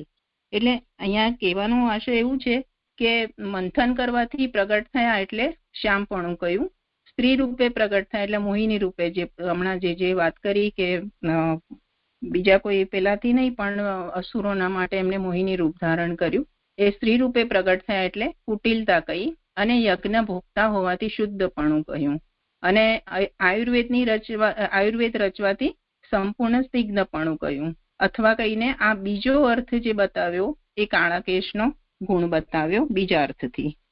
હવે આગળ કહી રહ્યા છે કે પોતાના અવતાર ઘણા થયેલ હોવાથી કેશોનું બહુવચન યોજેલ. એટલે પ્રભુના તો ઘણા બધા અવતારો છે, તો એ અસંખ્ય અવતારો હોવાથી કેશો પણ બહુ બધા હોય છે, તો કેશ નહીં કહીને કેશો કહ્યું.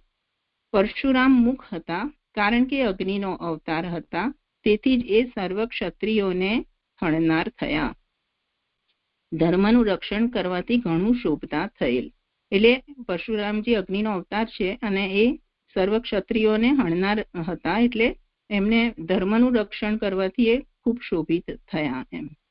હવે અહીંયા આગળ કહી રહ્યા છે શ્લોકમાં ક્ષત્રમ ક્ષત્રાય ક્ષયાય વિધિનોપભૃતમ ને સમજાવી રહ્યા છે કે ક્ષત્રમ એટલે ક્ષત્રિયો, નાશ કરવા માટે જ વિધિએ વધારેલા, ઉપ એટલે કે સમીપમાં, ધ્રુતમ અહીંયા ધ્રુતમ છે જે કે ધ્રુતમ છે, જરા મને પાઠમાં કંઈક ભેદ હોય એવું લાગી રહ્યું છે. ધ્રુતમ રાખેલ, અહીંયા પાઠમાં શ્લોકમાં ધ્રુતમ છે ને અહીંયા ધ્રુતમ છે, તો જે કયું સાચું છે કે આમ જ છે જરા સ્પષ્ટ કર. ઉપભૃતમ. અચ્છા ભૃતમ ને, હા ભલે, હા ઉપભૃતમ, હા એટલે સમીપમાં રાખેલ. જન્મ લેવા અને નાશ થવા વાક્ય પ્રમાણે જેમ ફરસી ધારણ કરાય તેની પાસે રાખેલા. એમાં 1 નંબરની ફૂટનોટ છે કે 5મા સ્કંદમાં બ્રહ્માએ આ વાક્ય પ્રિયવ્રતને કહેલું. એટલે અહીંયા આગળ જન્મ લેવા અને નાશ કરવા, 1 મિનિટ, ક્ષત્રિયો એટલે નાશ કરવા માટે જ વિધિએ વધારેલા. એટલે અહીંયા એમ કહી રહ્યા છે કે જ્યારે પ્રભુની ઈચ્છા હતી એટલે વિધિએ આવું કાર્ય કર્યું. તો વિધિએ આવું કાર્ય કર્યું, જેમ આપણે કહીએ ને કે વિધિના લેખ લખાયા એમ, તો વિધિએ આવું કાર્ય કર્યું, તો એ ક્યાં કર્યું? તો સમીપમાં, તો એમની નજીકમાં રહીને કાર્ય કર્યું, ક્ષત્રિયોની નજીકમાં રહીને કાર્ય કર્યું, જેથી એ લોકોને ઇઝીલી હણી શકાય એટલા માટે. એટલે જન્મ લેવા અને નાશ થવા એ વાક્ય પ્રમાણે જેમ ફરસી ધારણ કરાય તેની પાસે રાખેલા. એટલે અહીંયા આગળ એ 5:1:13 એવું આવે છે ભાગવતજીમાં. 1 જ મિનિટ. હે પુત્ર, જે આપે તેવું ધારણ કરી જાય છે. શોક દુઃખ એમાં ફેરફાર કરી શકતો નથી. અવાજ તમારો કટ થાય છે ઘણો.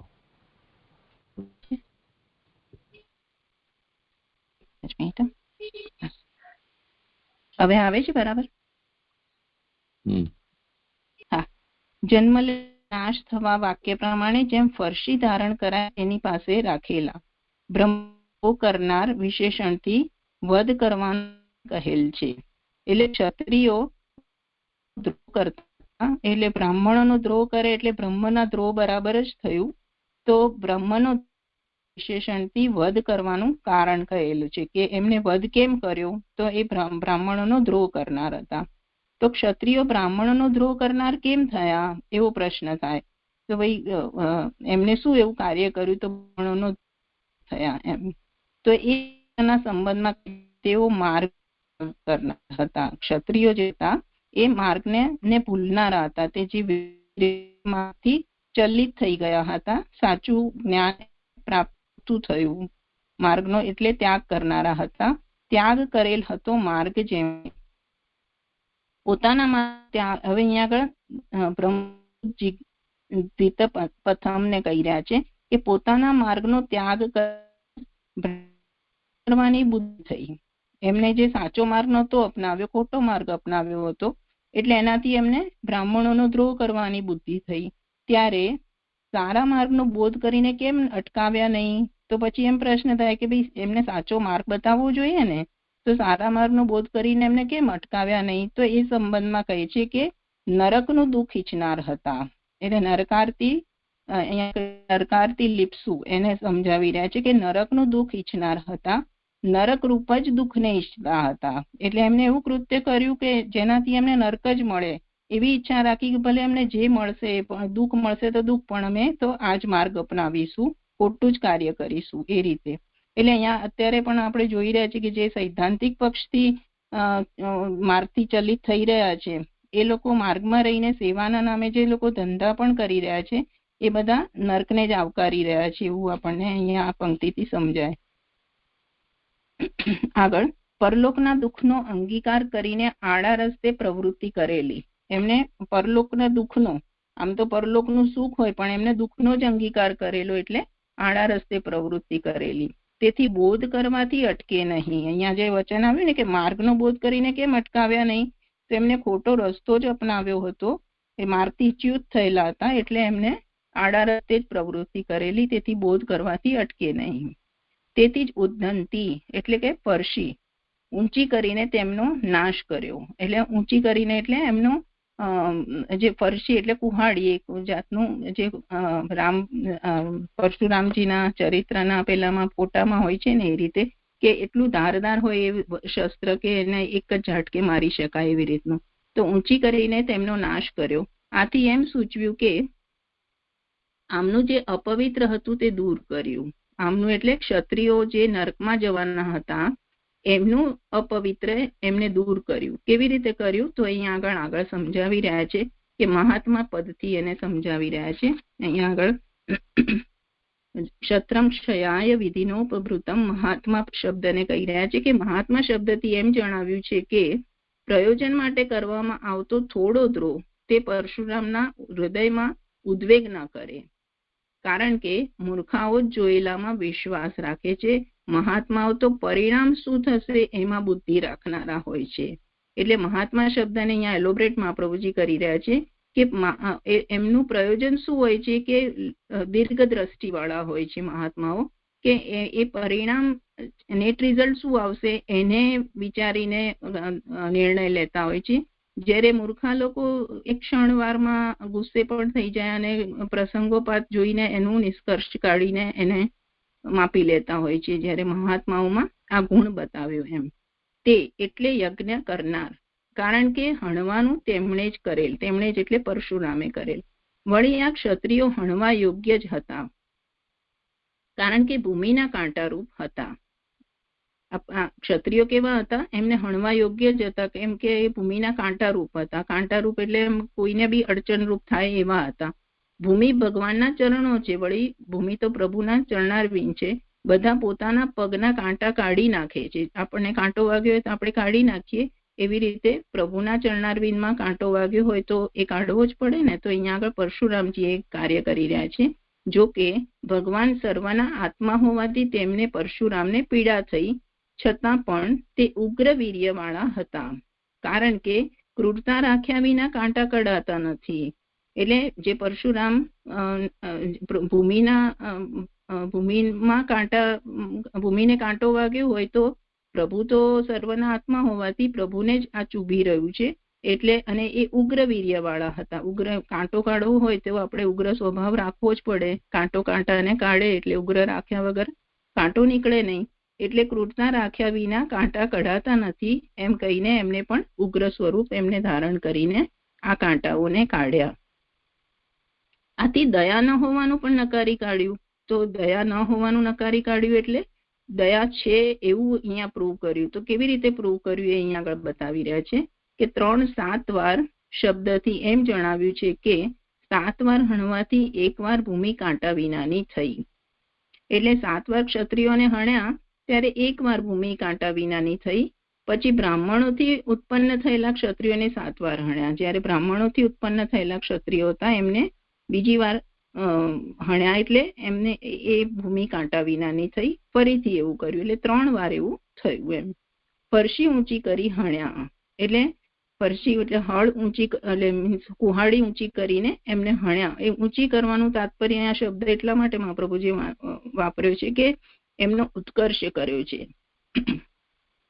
એમ પરલોક પ્રાપ્ત થાય તે માટે શસ્ત્રથી હણ્યા. પરલોક એટલે સારી ગતિ થાય, મતલબ કે અહીંયા જે એ નર્કમાં પડવાના હતા એમાંથી એમને ઉગારવા માટે અહીંયા કહી રહ્યા છે કે પરલોક પ્રાપ્ત થાય તે માટે શસ્ત્રથી હણ્યા. પરશ્વદઃ, ફરશી ઘણી ધારવાળી હોવાથી ઘણા પ્રકારે હણવા છતાં બુઠ્ઠી ન થઈ. આથી વધ કરવામાં ક્લેશ ન થયાનું કહ્યું. ફરશી બહુ ધારવાળી હોય એટલે એક જ ઝાટકે મારી દેવાય, એટલે હણનારને અને હણનારને અને જે હણાવી રહ્યો છે એને, એ બંનેને ક્લેશ ના થાય, એક જ ઝાટકે મારી દેવાય, એટલે બંનેને ક્લેશ થાય. એટલા માટે આ ધારવાળી ફરસીનો અહીંયા ઉપયોગ કરવામાં આવ્યો છે, જેથી કોઈને ક્લેશ ના થાય. એટલે પ્રભુ કેવા છે તો અક્લિષ્ટ કર્મા છે. અહીંયા જે મહાત્મા શબ્દ વાપર્યો ને બહુ સુંદર વાપર્યો છે, અને મહાત્મા તો પરિણામ શું થશે એમાં બુદ્ધિ રાખનારા છે. આ વચન ખૂબ સુંદર છે. એટલે આવું કરનાર ક્ષત્રિયો હતા જે બ્રાહ્મણોનો દ્રોહ કરનારા હતા, તો પણ પ્રભુએ આવી રીતે એમને સારી ગતિ આપી છે એવું અહીંયા આગળ સમજાવ્યું છે. ધન્યવાદ, પ્રણામ. આ શ્લોક સંપન્ન થયો.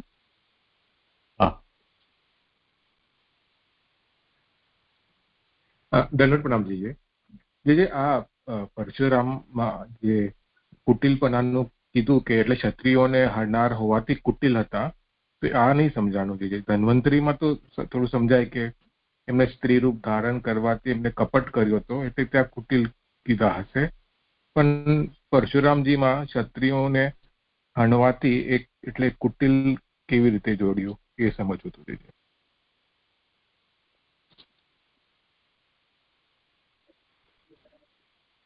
મને તો એવું સમજાયું કે એમને હાજી છે.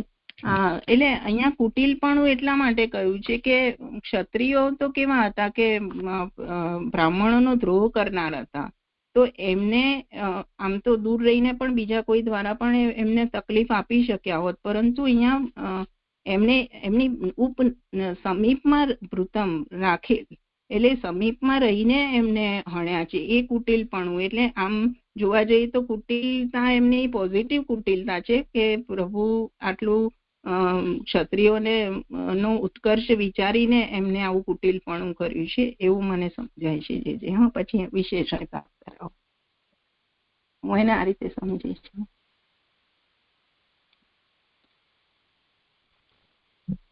આવી રીતે અહીંયા તો મહાપ્રભુજીએ સ્પષ્ટ કરેલું જ છે ને, ક્ષત્રિય હંતૃત્વાત કુટિલતા. એમાં શું અસ્પષ્ટતા શું છે?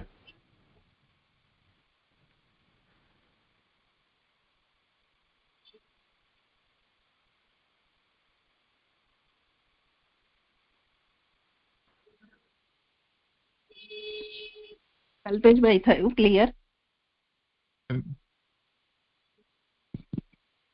જેમ આવાજ સંભળાયું નહીં જે આપી જશે કીધું. ક્ષત્રિયોનો વધ કરનારા હોવાથી એમની એ કુટિલતા છે એમ, તો એ તો સ્પષ્ટ જ વાત છે. એમાં શું તકલીફ શું છે સમજવામાં?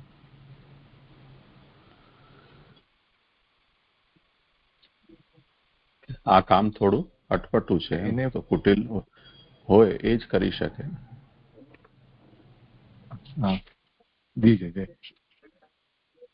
એટલે હણે એટલે ક્રૂર સ્વભાવ વાળા એટલે કુટિલ, એવી રીતે જ.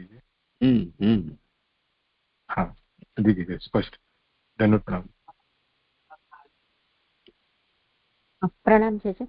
અહીંયા જે 238માં પેજ પર જે પેરેગ્રાફ છે ને એમાં આજે ચોથી લાઈનમાં આવ્યું ને કે તે એટલે યજ્ઞ કરનાર, અને કારણ કે હણવાણું તેમને જ કરેલ.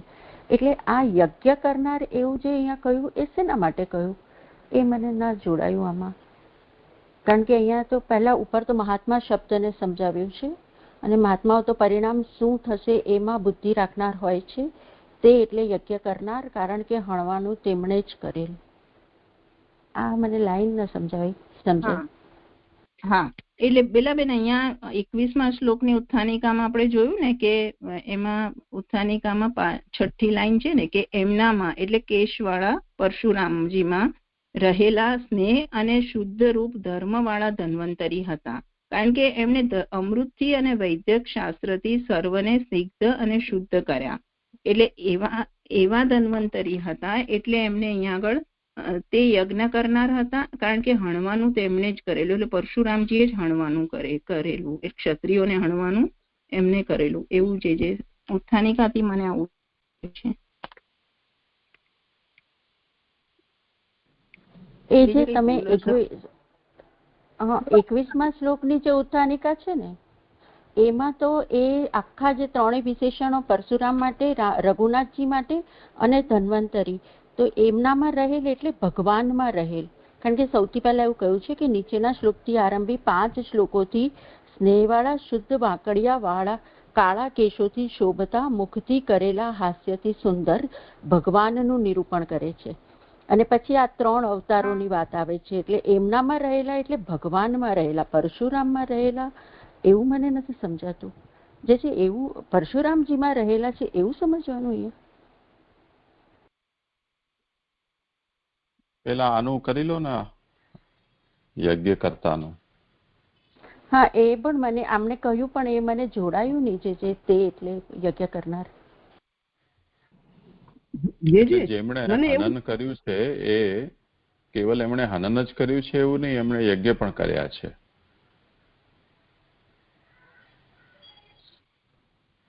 એટલે પરશુરામજી આનું નિરૂપણ કરવાતા એ વાત કહી ને કે આ ભગવાનના મુખાગ્નિના અવતાર છે.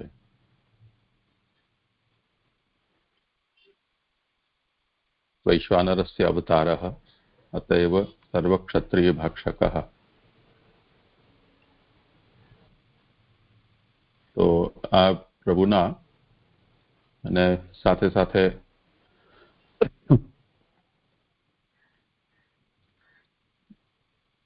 અગ્નિ છે એ સર્વભક્ષક પણ છે. તો એ અભિપ્રાયથી અહીંયા એમનું યજ્ઞ કર્તૃત્વ પણ બતાવેલું છે.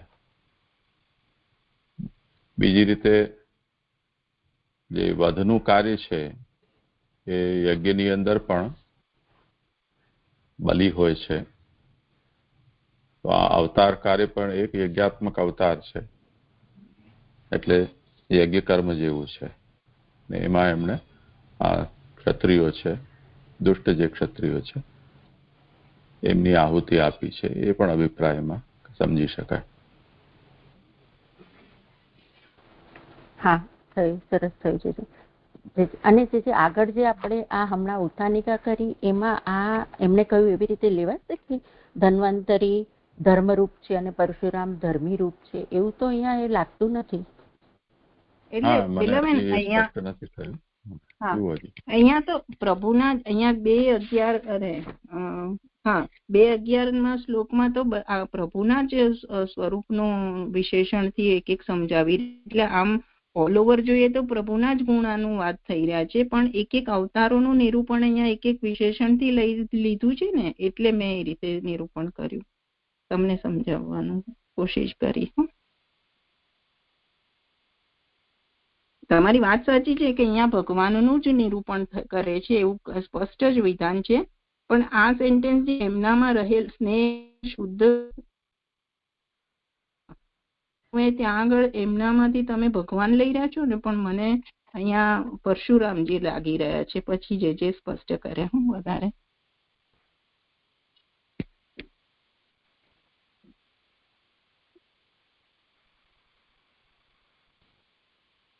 અહીંયા છે ને 3 જે વિશેષણ આપ્યા છે ને એનાથી 3 અવતાર જ બતાવ્યા છે કે હાસ્ય જે છે એ રઘુનાથજીનું છે, પછી વાંકડિયા વાળ કાળા કેશવાળા પરશુરામ થયા, અને પછી જે એક રહી ગયું ને સ્નેહવાળા, તો એ સ્નેહવાળામાં એમને આ ધન્વંતરી કહ્યું કે એમનામાં રહેલ સ્નેહ અને શુદ્ધ ધર્મવાળા ધન્વંતરી હતા.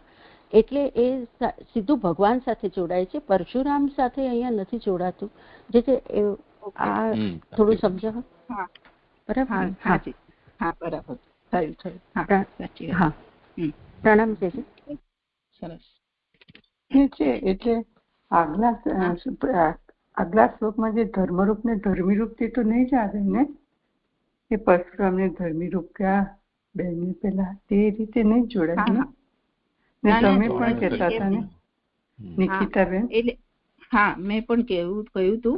એટલે અહીંયા આગળ ધર્મી રૂપ જ અહીંયા છે, અને ધર્મરૂપ તો ધન્વંતરી છે, કારણ કે એમના યજ્ઞના પાઠ રૂપે છે.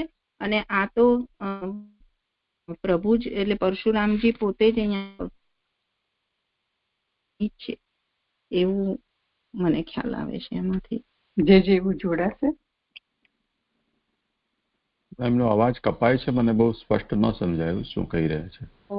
હા, જે મેં એમ કહ્યું કે અહીંયા આગળ ધર્મી સ્વરૂપનું વર્ણન આવી રહ્યું છે, આગળનું ધન્વંતરી છે એ ધર્મરૂપ છે એવું મને હું સમજી છું. કારણ કે અહીંયા પરશુરામ ધર્મી રૂપ કહો છો. હા, પરશુરામજી ને ધર્મી રૂપ કહું છું. અને કારણ કે અહીંયા મહાપ્રભુજીએ સ્પષ્ટ કહ્યું, તેથી ધર્મ થઈ શકે તે માટે અવતાર હોવાથી એમના ચરિત્રનું નીચે શ્લોકથી કહે છે. એટલે ધર્મ થઈ શકે એટલા માટે ધન્વંતરી કયા, અને અહીંયા પરશુરામજી ધર્મી સ્વરૂપ ને મને લાગી રહ્યું છે.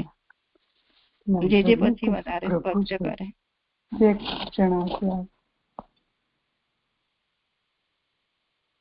એટલે એ ધર્મ, એનો મતલબ તો ધર્માચરણ થઈ શકે એના માટે પહેલું સુખ તે જાતે નર્યા એ અભિપ્રાયથી ધર્માચરણ કરનારનું સ્વાસ્થ્ય બનેલું રહે તે માટે ધન્વંતરી જે છે એ સ્વાસ્થ્ય પ્રદાન કરનારા છે. તે અર્થમાં એ ધર્મની સિદ્ધિની વાત છે. એને ઓલા ભગવાનનો ધર્મ ઐશ્વર્યાદિ કે ભગવાન સ્વયં ધર્મી એના સાથે એનો સંબંધ નથી જણાતો.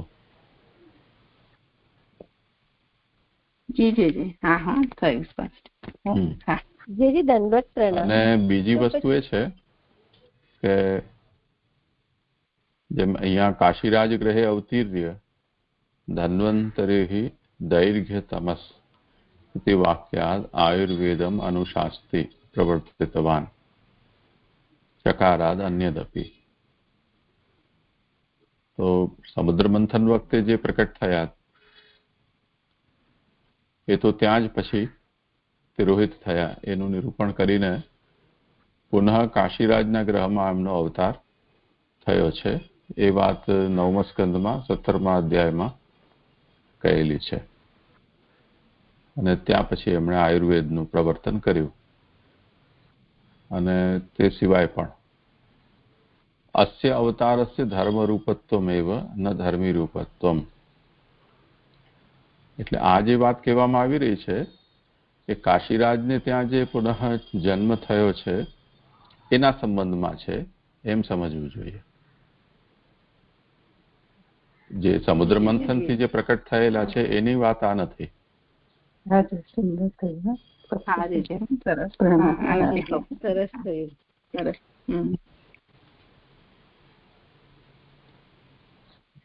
હા, દંડોત પ્રણામ. જે બીજી ફૂટનોટ નથી સમજાતી. નરકનું દુઃખ મુકાવે એવો આ હણવા રૂપ દોષ નિર્દયતા રૂપ નથી, એ નથી સમજાતું. જે પ્રણામ. હા, સમજાવો.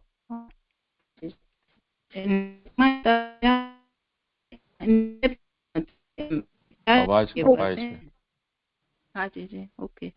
હા જી, હવે સંભળાય છે.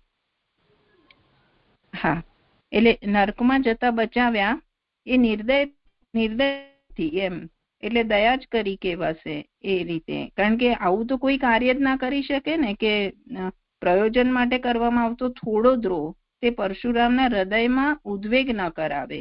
જો ઉદ્વેગ કરાવે એટલે મીન્સ દ્રોહ છે, એ દ્રોહને અહીંયા આગળ સમજાવી રહ્યા. દુઃખ મુકાવે એવો આ હણવારૂપ દોષ નિર્દયતા રૂપ નથી, એટલે નરકમાં જતા બચાવ્યા છે એ એમની દયા જ છે, એવું મને સમજાયું અહીંયાથી. આ મારી સોરી જે આ બીજા નંબરની ફૂટનોટ હું ભૂલી ગઈ હતી. સાચી વાત છે. થયું સ્પષ્ટ? એટલે નરકનું દુઃખ બ્રાહ્મણોને મુકાવે ને? નહીં, આ જે ક્ષત્રિયોને હણવાનું જે વાત થઈ, તો આમ તો એમ થાય ને કે પરશુરામ થઈને ક્ષત્રિયોને કેમ હણ્યા, તો એ તો નિર્દયતા કહેવાશે ને. કોઈ એમ પૂછે કે આવું ભગવાન થઈને નિર્દય કાર્ય કેમ કર્યું, તો કે છે કે નરકનું દુઃખ મુકાવે એવો આ હણવારૂપ દોષ નહોતો, એમને તો કૃપા જ કરી હતી એમ કહી રહ્યા છે, દયા જ કરી હતી એમ કહી રહ્યા છે. થયું ગીતાબેન? હા, એ રીતે સમજાય છે. પ્રણામ છે, એમ જ લેવાનું ને જે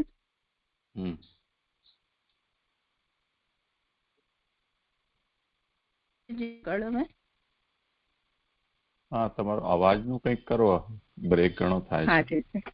હા છે, એક જ મિનિટ કરું.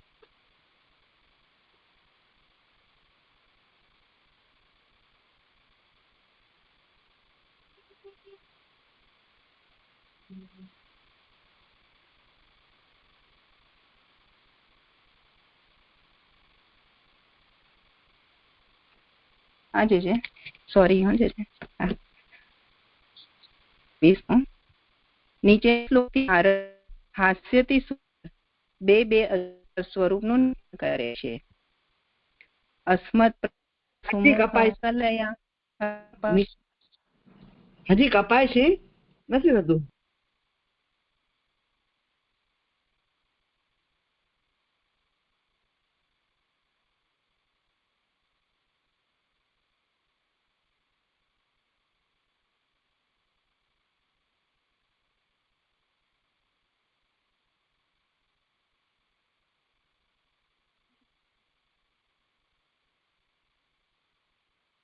હા છે સોરી. અસ્મત પ્રસાદ સુમુખ કલયા કલેશ ઇક્ષ્વાકુવંશ અવતીર્ય ગુરો નિર્દેશે તિષ્ઠન વનમ સમદિતાનુજ આવિવેશ યસ્મિન વિરુદ્ધ દશકંદર આરતિમાર્છત. શ્લોકાર્થ. હવે આવે છે ને માસી બરાબર અવાજ? હા. મારા ઉપર કૃપા કરવા પ્રસન્ન મુખવાળા કલા સાથેના કલાના ઈશ્વરે ઇક્ષ્વાકુના વંશમાં અવતરીને ગુરુની આજ્ઞામાં રહેતા સ્ત્રી અને નાના ભાઈ સાથે વનમાં પ્રવેશ કર્યો, જેમની સાથે વિરોધ કરીને 10 કંઠ વાળો દુઃખ પામ્યો. એટલે અહીંયા બ્રહ્માજી કહી રહ્યા છે કે મારા ઉપર કૃપા કરવા પ્રસન્ન મુખવાળા કલા સાથેના કલાના ઈશ્વરે ઇક્ષ્વાકુના વંશમાં અવતરીને ગુરુની આજ્ઞામાં રહેતા સ્ત્રી અને નાના ભાઈ સાથે વનમાં પ્રવેશ કર્યો અને રાવણને રાવણ દુઃખ પામ્યો. હાસ્ય 3 પ્રકારનું છે: બીજાના ગર્વને હરનાર, બીજાને મોહ કરનાર અને પ્રસાદ કરનાર. એ પૈકી પ્રથમ પ્રસાદ કરનારું કહે છે.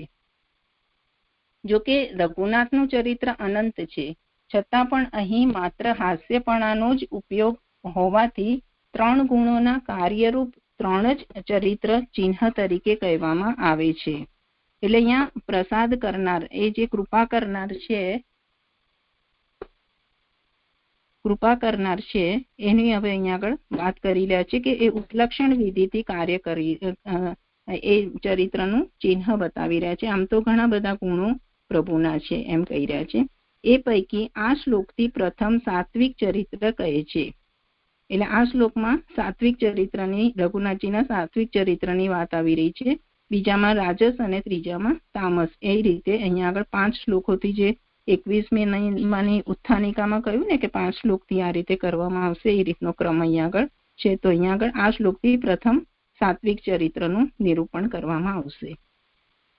બ્રહ્મા વગેરે ઉપર કૃપા કરવા, એટલે અહીંયા આગળ એમ અસ્મત પ્રસાદ સુમુખ કલયા, કલેશને કહી રહ્યા છે કે બ્રહ્મા વગેરે ઉપર કૃપા કરવા સુમુખ પ્રસન્ન વદન વાળા થયા. આથી એમ કહ્યું કે બ્રહ્માની પ્રાર્થનાથી ભગવાને અવતાર લીધો. એટલે બ્રહ્માજીએ પ્રાર્થના કરી એટલે પ્રભુએ અવતાર લીધો. કલયા એટલે ઘણી કાંતિ સાથે અથવા સીતા સાથે અથવા કલાથી થયેલ કલાના ઈશ્વર જે સર્વ કલાઓના ભંડાર વૈકુંઠમાં વસનાર વિષ્ણુ છે તે એમની કલા સાથે અવતર્યા. એમાં 1 નંબરની ફૂટનોટ છે કે આ બ્રહ્મ વૈવર્ત પુરાણમાં સ્પષ્ટ છે. કારણ કે કાર્ય થોડું હોય ત્યારે હાસ્ય થાય, તેથી થોડું કાર્ય રક્ષણ એ માટે ભગવાનની કોઈક કલા જે વૈકુંઠમાં રહી પાલન કરે છે તેની સાથે અવતર્યા. એમાં 2 નંબરની ફૂટનોટ કે તેથી વૈકુંઠમાં વસનાર ગુણાવતાર છે એમ સૂચવેલું છે. આથી એમ સૂચવ્યું છે કે પૂર્ણ જ ભગવાન રઘુનાથ અવતર્યા. અહીંયા પહેલો અર્થ એ રીતે સમજાયો કે કાર્ય થોડું હોય એટલે રક્ષણ માટે હોય કે બીજું કોઈ નાનું મોટું કાર્ય હોય ત્યારે પ્રભુની કલા કે અંશ દ્વારા એ કાર્ય પ્રભુ કંઈ કરાવી શકે છે. પણ અહીંયા બ્રહ્માજીની પ્રાર્થનાથી ભગવાને આ કલા સાથે અવતાર ધારણ કર્યો હોય એ રીતનો પહેલો અર્થ કર્યો. અથવા કરીને બીજો અર્થ કહી રહ્યા છે કે ઋષિઓ વગેરે કલા. તેથી એમ સૂચવ્યું છે કે એઓને સંકટ થતા એટલે ઋષિઓને સંકટ થતા એમના પતિ હોવાથી આપણે રઘુનાથે જ એમને મુક્ત કરવા જોઈએ. એટલે બીજા અર્થમાં એમ કહ્યું કે ઋષિઓને સંકટ હોય ત્યારે પ્રભુ એમના પતિ હોવાથી પ્રભુ જ એમનું સંકટ દૂર કરે, એમાંથી મુક્ત કરે એટલે રઘુનાથ અવતર્યા. બીજો અર્થ કહ્યો. અથવા કરીને ત્રીજો અર્થ કર્યો કે સંકર્ષણ વગેરે કલાઓના ઈશ્વર સર્વ કલાઓમાં નિપુણ વાસુદેવ લક્ષ્મી સાથે અવતર્યા ત્યારે જ હાસ્યથી સુંદર થાય. એટલે ઉત્થાનિકામાં એમ કહ્યું ને કે હાસ્યથી સુંદર સ્વરૂપનું નિરૂપણ કરે છે. તો અહીંયા આગળ એ રીતે કહ્યું કે પ્રભુ સંકર્ષણ વગેરે કલાઓના ઈશ્વર છે એટલે લક્ષ્મીજી સાથે પધાર્યા એટલે એમનું સુંદર હાસ્ય થયું. એમ એ ભગવાન ઇક્ષ્વાકુના વંશમાં અવતર્યા. હવે એમનું ચરિત્ર કહી રહ્યા છે કે ઇક્ષ્વાકુ ભક્ત હતો એવી નૃસિંહ પુરાણમાં પ્રસિદ્ધિ છે. એને માટે શ્રીરંગને બ્રહ્માના નિવાસમાંથી લાવેલ ઇક્ષ્વાકુનો ઉદ્ધાર કરવા એના વંશમાં અવતર્યા. જે આ મને મળ્યું નથી, મેં ટ્રાય કર્યો પણ નથી હું શોધી શકી. દેવોના હિતનું કાર્ય કરવું. હવે રામ ભગવાનનું કાર્ય શું હતું એના વિશે નિરૂપણ કરી રહ્યા છે કે દેવોના હિતનું કાર્ય કરવું, ધર્મ જ્ઞાન વગેરે હોવા, પોતાના અવતારથી ભક્તોનો ઉદ્ધાર કરવો, પિતાની આજ્ઞા પાળવી અને વનવાસ, આટલું સાત્વિક કાર્ય એમણે કર્યું. એટલે રામ પ્રભુએ આ રીતે 5 પ્રકારના કાર્યો સાત્વિક કર્યા. એમ હવે કહી રહ્યા છે કે પ્રભાવના વિરોધને લીધે રાવણને હણ્યો. એટલે રામનો પ્રભાવ કેવો હતો તો સાત્વિક હતો. તો રામના સાત્વિક કાર્યનો રાવણે વિરોધ કર્યો એટલે રાવણને હણ્યો. એમ સત્વનો વિરોધ થાય ત્યારે તપનો લય થવો યોગ્ય જ છે. આ જનરલ વાક્ય છે પણ આમ બધાને લાગુ પડે છે કે સત્વનો જ્યારે વિરોધ કરીએ ત્યારે તપ જે કર્યું હોય એનો લય થાય. એટલે અહીંયા આગળ રાવણના બારામાં જોઈએ તો સત્વનો એને વિરોધ કર્યો એટલે એનું જે તપ હતું એનો લય થવો એ યોગ્ય જ છે. પિતા દશરથની આજ્ઞા થતા એમાં રહ્યા, એમાં એટલે વનવાસમાં રહ્યા. વ્રતની પેઠે પાળી એવો અર્થ છે. આમાં થોડું કંઈક પાઠભેદ છે એવું લાગે છે. હા જી જી. સત્વનો વિરોધ આમાં કયું છે પંક્તિ? વચ્ચેથી 12મી કે 13મી લાઈન છે. સત્વનો વિરોધ થાય ત્યારે તપનો લય થવો યોગ્ય છે. તપ નહીં પરંતુ તમ. અચ્છા તમ. હા તમસનો એટલે તામસનો. બરાબર છે. હા જી. હા એટલે બરાબર એ બેસિક છે. સત્વનો વિરોધ થાય એટલે તામસનો લય થાય એ યોગ્ય જ છે. પિતા દશરથની આજ્ઞા થતા એમાં રહ્યા, એમાં એટલે વનવાસમાં રહ્યા. વ્રતની પેટે એ પાળી એવો અર્થ છે. વનમાં પ્રવેશ કર્યો. વનમાં એમને કઈ કાર્ય કરવાનું ન હતું પરંતુ વાસ જ કરવાનો હતો. તેથી વન કર્મ બીજી વિભક્તિ વાળું કહે છે. એટલે જયારે ગતિ સૂચક હોય ત્યારે એ બીજી વિભક્તિમાં કહેવાય. અહીંયા રામપ્રભુનું પ્રયોજન કોઈ હતું નહીં, વનમાં વાસ જ કરવાનું હતું, એટલે અહીંયા મહાપ્રભુજી કહી રહ્યા છે કે બીજી વિભક્તિ કરી છે. જો બીજું કોઈ હોત, કઈ સ્થાન કે સ્થળ માટેનો નિર્દેશ હોત તો એ સપ્તમી વિભક્તિ કઈ હોત, પરંતુ અહીંયા આગળ ખાલી કાર્ય જ કરવાનું એટલું જ હતું અને વાસ જ કરવાનું હતું, બીજું કઈ પ્રયોજન ન હતું, એટલે અહીંયા બીજી વિભક્તિ કહી. સ્ત્રી સીતા, નાનાભાઈ લક્ષ્મણ તેઓની સાથે વનમાં ગયા. એટલે કલાની સાથે કલાના ઈશ, આથી એમ સૂચવેલું છે કે જેટલા આવેલા તેટલા વનમાં ગયા અને બીજા કોઈ સહાય કરનાર ન હતા. એટલે સીતાજી, લક્ષ્મણજી અને રામપ્રભુ આ 3 જ જણા ગયેલા વનમાં, બીજું કોઈ એમને સહાય, નગરજનો કે કોઈ સહાય કરનાર કોઈ ગયેલું નહીં. એમ આ એટલે સર્વ તરફથી પ્રવેશ ઘણા સમય સુધી રહેવા માટેનો હતો. એટલે આ જે વનવાસ હતો એ ખૂબ લાંબા સમય સુધીનો હતો એમ કહી રહ્યા છે. તેથી જ જે રઘુનાથના વિરોધનું નિમિત્ત જ હતા, પરંતુ વિરોધ થવાનું કારણ ભગવાન ન હતા. એમાં 3 નંબરની ફૂટનોટ કે નિમિત્ત જ હતા એટલે વિરોધના આધાર તરીકે વિરોધ કરાવનાર જ હતા. એટલે અહીંયા હું એને એ રીતે સમજી કે જેમ વિરોધ કરનાર હતા પણ વિરોધનું કારણ પ્રભુ ન હતા. એટલે અહીંયા મને એવું લાગ્યું કે જે આગળ આપણે 14મા શ્લોકમાં જોયું ને કે પ્રભુએ હિરણ્યકશ્યપને સાથળ ઉપર બેસાડી માર્યો, ત્યારે બીજા જન્મમાં રાવણના રૂપમાં એમને કામના પ્રગટ થઈ અને એ કામના પ્રભુની સાત્વિકતાની વિરોધી થઈ. એટલે નિમિત્ત તરીકે પ્રભુની સાત્વિકતા છે પણ પ્રભુનો વિરોધ એમને ન હતો. એ રીતે અહીંયા આગળ કંઈક કહી રહ્યા હોય ને હું સમજી છું.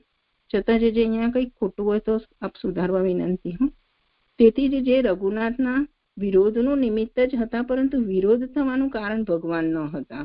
વિરોધ્ય એટલે વિરોધ કરીને રાવણ હણાયો.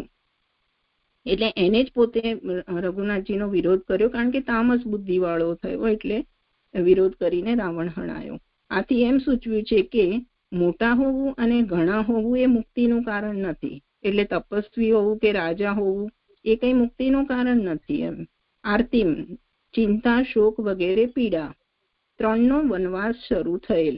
એટલે રામપ્રભુનો ચિંતા, શોક અને પીડા આ 3નો હવે વનવાસ શરૂ થયેલો. દેવોની કામનાથી એવો સંકલ્પ કરેલ. દેવોની કામના શું હતી તો 4 નંબરની ફૂટનોટમાં સ્પષ્ટ કહ્યું છે કે 3 વનવાસ કર્યાનું પ્રયોજન અહીંથી કહે છે. દેવોની ઈચ્છા એવી હતી કે પરિવાર સાથે રાવણનો નાશ થાય. વિરોધ કરાવનાર અને વધ કરવામાં મદદ કરનાર હોય ત્યારે જ એ ફળે. તેથી વિરોધ કરાવનાર તરીકે સ્ત્રીને સાથે લીધેલ અને ઇન્દ્રજીતના વધ માટે નાના ભાઈ એટલે લક્ષ્મણજીને લીધેલ. એટલે અહીંયા આગળ એ રીતે સમજાયું કે દેવોની કામનાથી એવો સંકલ્પ કરે કે દેવોની જેવી ઈચ્છા હતી કે આમનું પોતાના પરિવાર સાથે, રાવણનું પોતાના પરિવાર સાથે નાશ કરવો, એ સંબંધમાં અહીંયા આગળ સંકલ્પ કરેલો.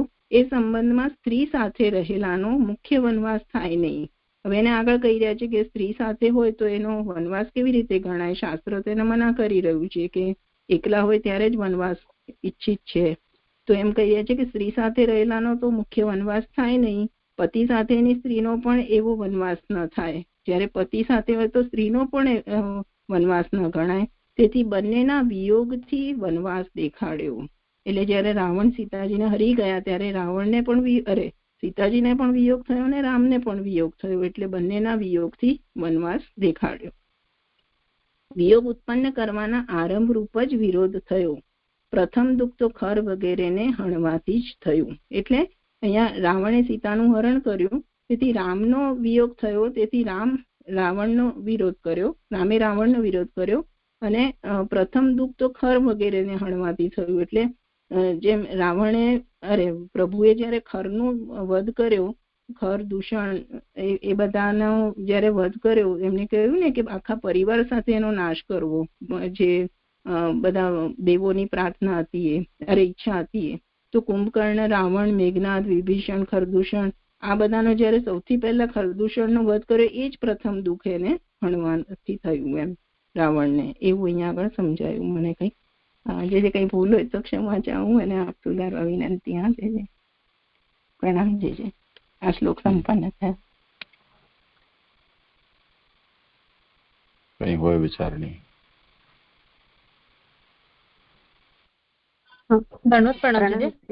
અહીંયા આ શ્લોકમાં આ શ્લોકમાં અહીંયા કીધું ને કે આ પૈકી આ શ્લોક થી પ્રથમ સાત્વિક ચરિત્ર કહે છે. તો જે આ શ્લોકમાં સાત્વિકતા એટલે કઈ રીતના લેવાની કે પિતાની આજ્ઞા પાડીને વનવાસને કેવી રીતના સાત્વિક લેવાશે? દશરથ રાજાની આજ્ઞા તો સાત્વિકમાં જ આવે ને. જયારે પિતા આજ્ઞા કરી રહ્યા છે તો એનું ધર્મ જ ગણી શકાય ને. એટલે એ આજ્ઞાનું પાલન કરવું, ભલે વનવાસ છે તો એથી શું, પણ પિતાની આજ્ઞાનું પાલન કરવું એ સાત્વિકમાં જ આવશે ને. મને એવું સમજાય છે જે અહીંયા આ સ્પષ્ટ છે. દેવોના હિતનું કાર્ય કરવું, ધર્મ જ્ઞાન વગેરે હોવા, પોતાના અવતારથી ભક્તોનો ઉદ્ધાર કરવો, પિતાની આજ્ઞા પાળવી અને વનવાસ, આટલું સાત્વિક કાર્ય કરવું. એટલે બીજી બધી પણ આજ્ઞા એમને પાળી જ છે ને પિતાજીની. એ રીતે મને સમજાય. એટલે સોરી લાગે છે કે વનવાસ એ સાત્વિક છે. વનવાસ જ સાત્વિક છે. એ પણ સાત્વિકમાં જશે ને. હા જી મનસી, હા એ પણ છે.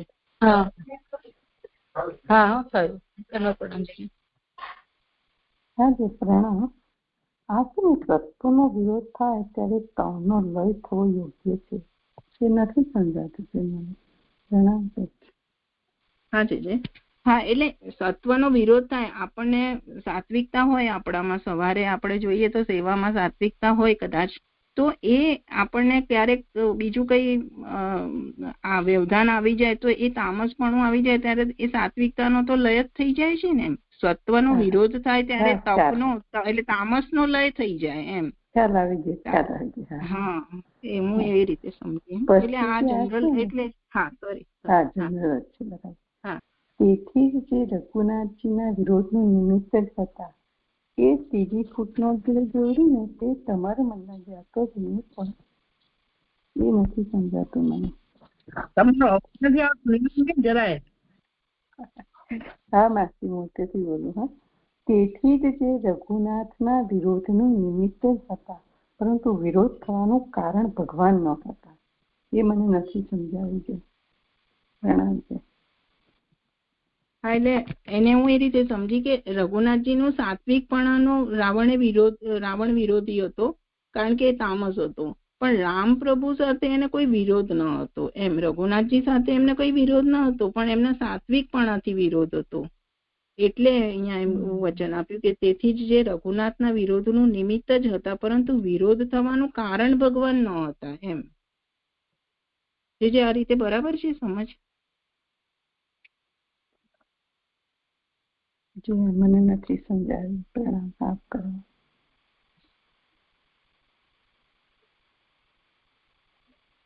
જેમની સાથે વિરોધ કરીને દશકંઠ વાળો દુઃખ પામ્યો, યસ્મિન વિરુદ્ધ દશકંધર આરતી માર્છત.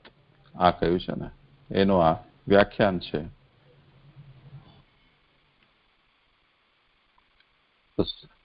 સત્વ સાથે વિરોધ થાય તો જે તમસ છે એનો લય થવો યોગ્ય છે. એ વાત જે કહી એને જ અહીંયા કહી રહ્યા છે.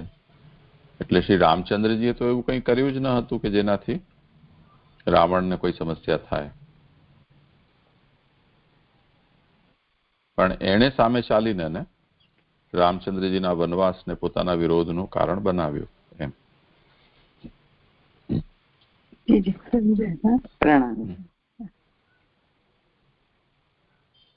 હા જે આ જ ક્વેશ્ચન હતું. પ્રણામ છે. અહીંયા કારણ આપ્યા ને, એક મિનિટ અલકાબેન, અહીંયા જે 3 કારણ આપ્યા ને અવતાર કરવાના, એમાં એક એવું કહ્યું કે ઋષિઓ માટે અથવા ઋષિઓ વગેરે કલા. તેથી એમ સૂચવ્યું છે કે એઓને સંકટ થતા એમના પતિ હોવાથી આપણે એટલે રઘુનાથે જ એમને મુક્ત કરવા જોઈએ. તો આપણે અને પછી રઘુનાથે, તો આપણે એટલે શું? એમના પતિ હોવાથી આપણે જ એમને મુક્ત કરવા જોઈએ, તો ઋષિઓએ કરવા કે આપણે એટલે રઘુનાથે કરવા? આ મને વાક્ય બેસતું નથી. હા, એટલે આપણેથી મને નથી, પણ અહીંયા તો રઘુનાથના ઉપર જ વાત આવી રહી છે, કારણ કે પતિ પ્રભુ જ છે ને, એને ઋષિઓના પતિ કોણ છે? તો પ્રભુ પતિ હોય તો રક્ષા એ જ કરે ને. એટલે સંકટ આવ્યું હોય તો પતિ જ રક્ષા કરે. તો આપણે એટલે ઋષિઓનું ને મુક્ત કરવા માટે પ્રભુ જ છે, એવું મને સમજાયું. કંઈક એમાં બેલાબેન 8:5 બીજા શ્લોક થી આ છે ને, તમે પૂછો એ સવાલનો જવાબ આવી જશે કે 5મા મનનું નામ હતું રૈવત. તેઓ 4થા મનુ તામસના સગા ભાઈ હતા. તેમના અર્જુન, બલિ, વિંધ્ય વગેરે ઘણા પુત્રો હતા. પછી તે મન્વંતરમાં ઇન્દ્રનું નામ વિભુ હતું અને ભૂતરય વગેરે દેવોનો મુખ્ય સમુદાય હતો. હે રાજન, તે સમયે હિરણ્યરોમાં, વેદતીરા, ઉર્ધ્વ બાહુ વગેરે સપ્તર્ષિઓ હતા. એમાંના શુભ્ર ઋષિની પત્નીનું નામ વૈકુંઠા હતું. તેમના ગર્ભથી વૈકુંઠ નામના શ્રેષ્ઠ દેવો સહિત પોતાના અંશથી સ્વયં ભગવાને વૈકુંઠ નામનો અવતાર ધારણ કર્યો. તેમણે જ લક્ષ્મી દેવીની પ્રાર્થનાથી તેમને પ્રસન્ન કરવા માટે વૈકુંઠ ધામની રચના કરી હતી. તે લોક સમસ્ત લોકમાં શ્રેષ્ઠ છે. તે વૈકુંઠનાથના કલ્યાણમય ગુણ અને પ્રભાવનું વર્ણન હું સંક્ષેપમાં 3જા સ્કંદમાં કરી ચૂક્યો છું. અહીંયા આ બધો વિષય નથી. આપણેની જગ્યાએ આમણે એટલું કરી દો એટલે થઈ જશે સ્પષ્ટ. અને ન મૂળમાં છપાવવામાં ભૂલ થઈ છે. હા હા હા, પ્રણામ છે.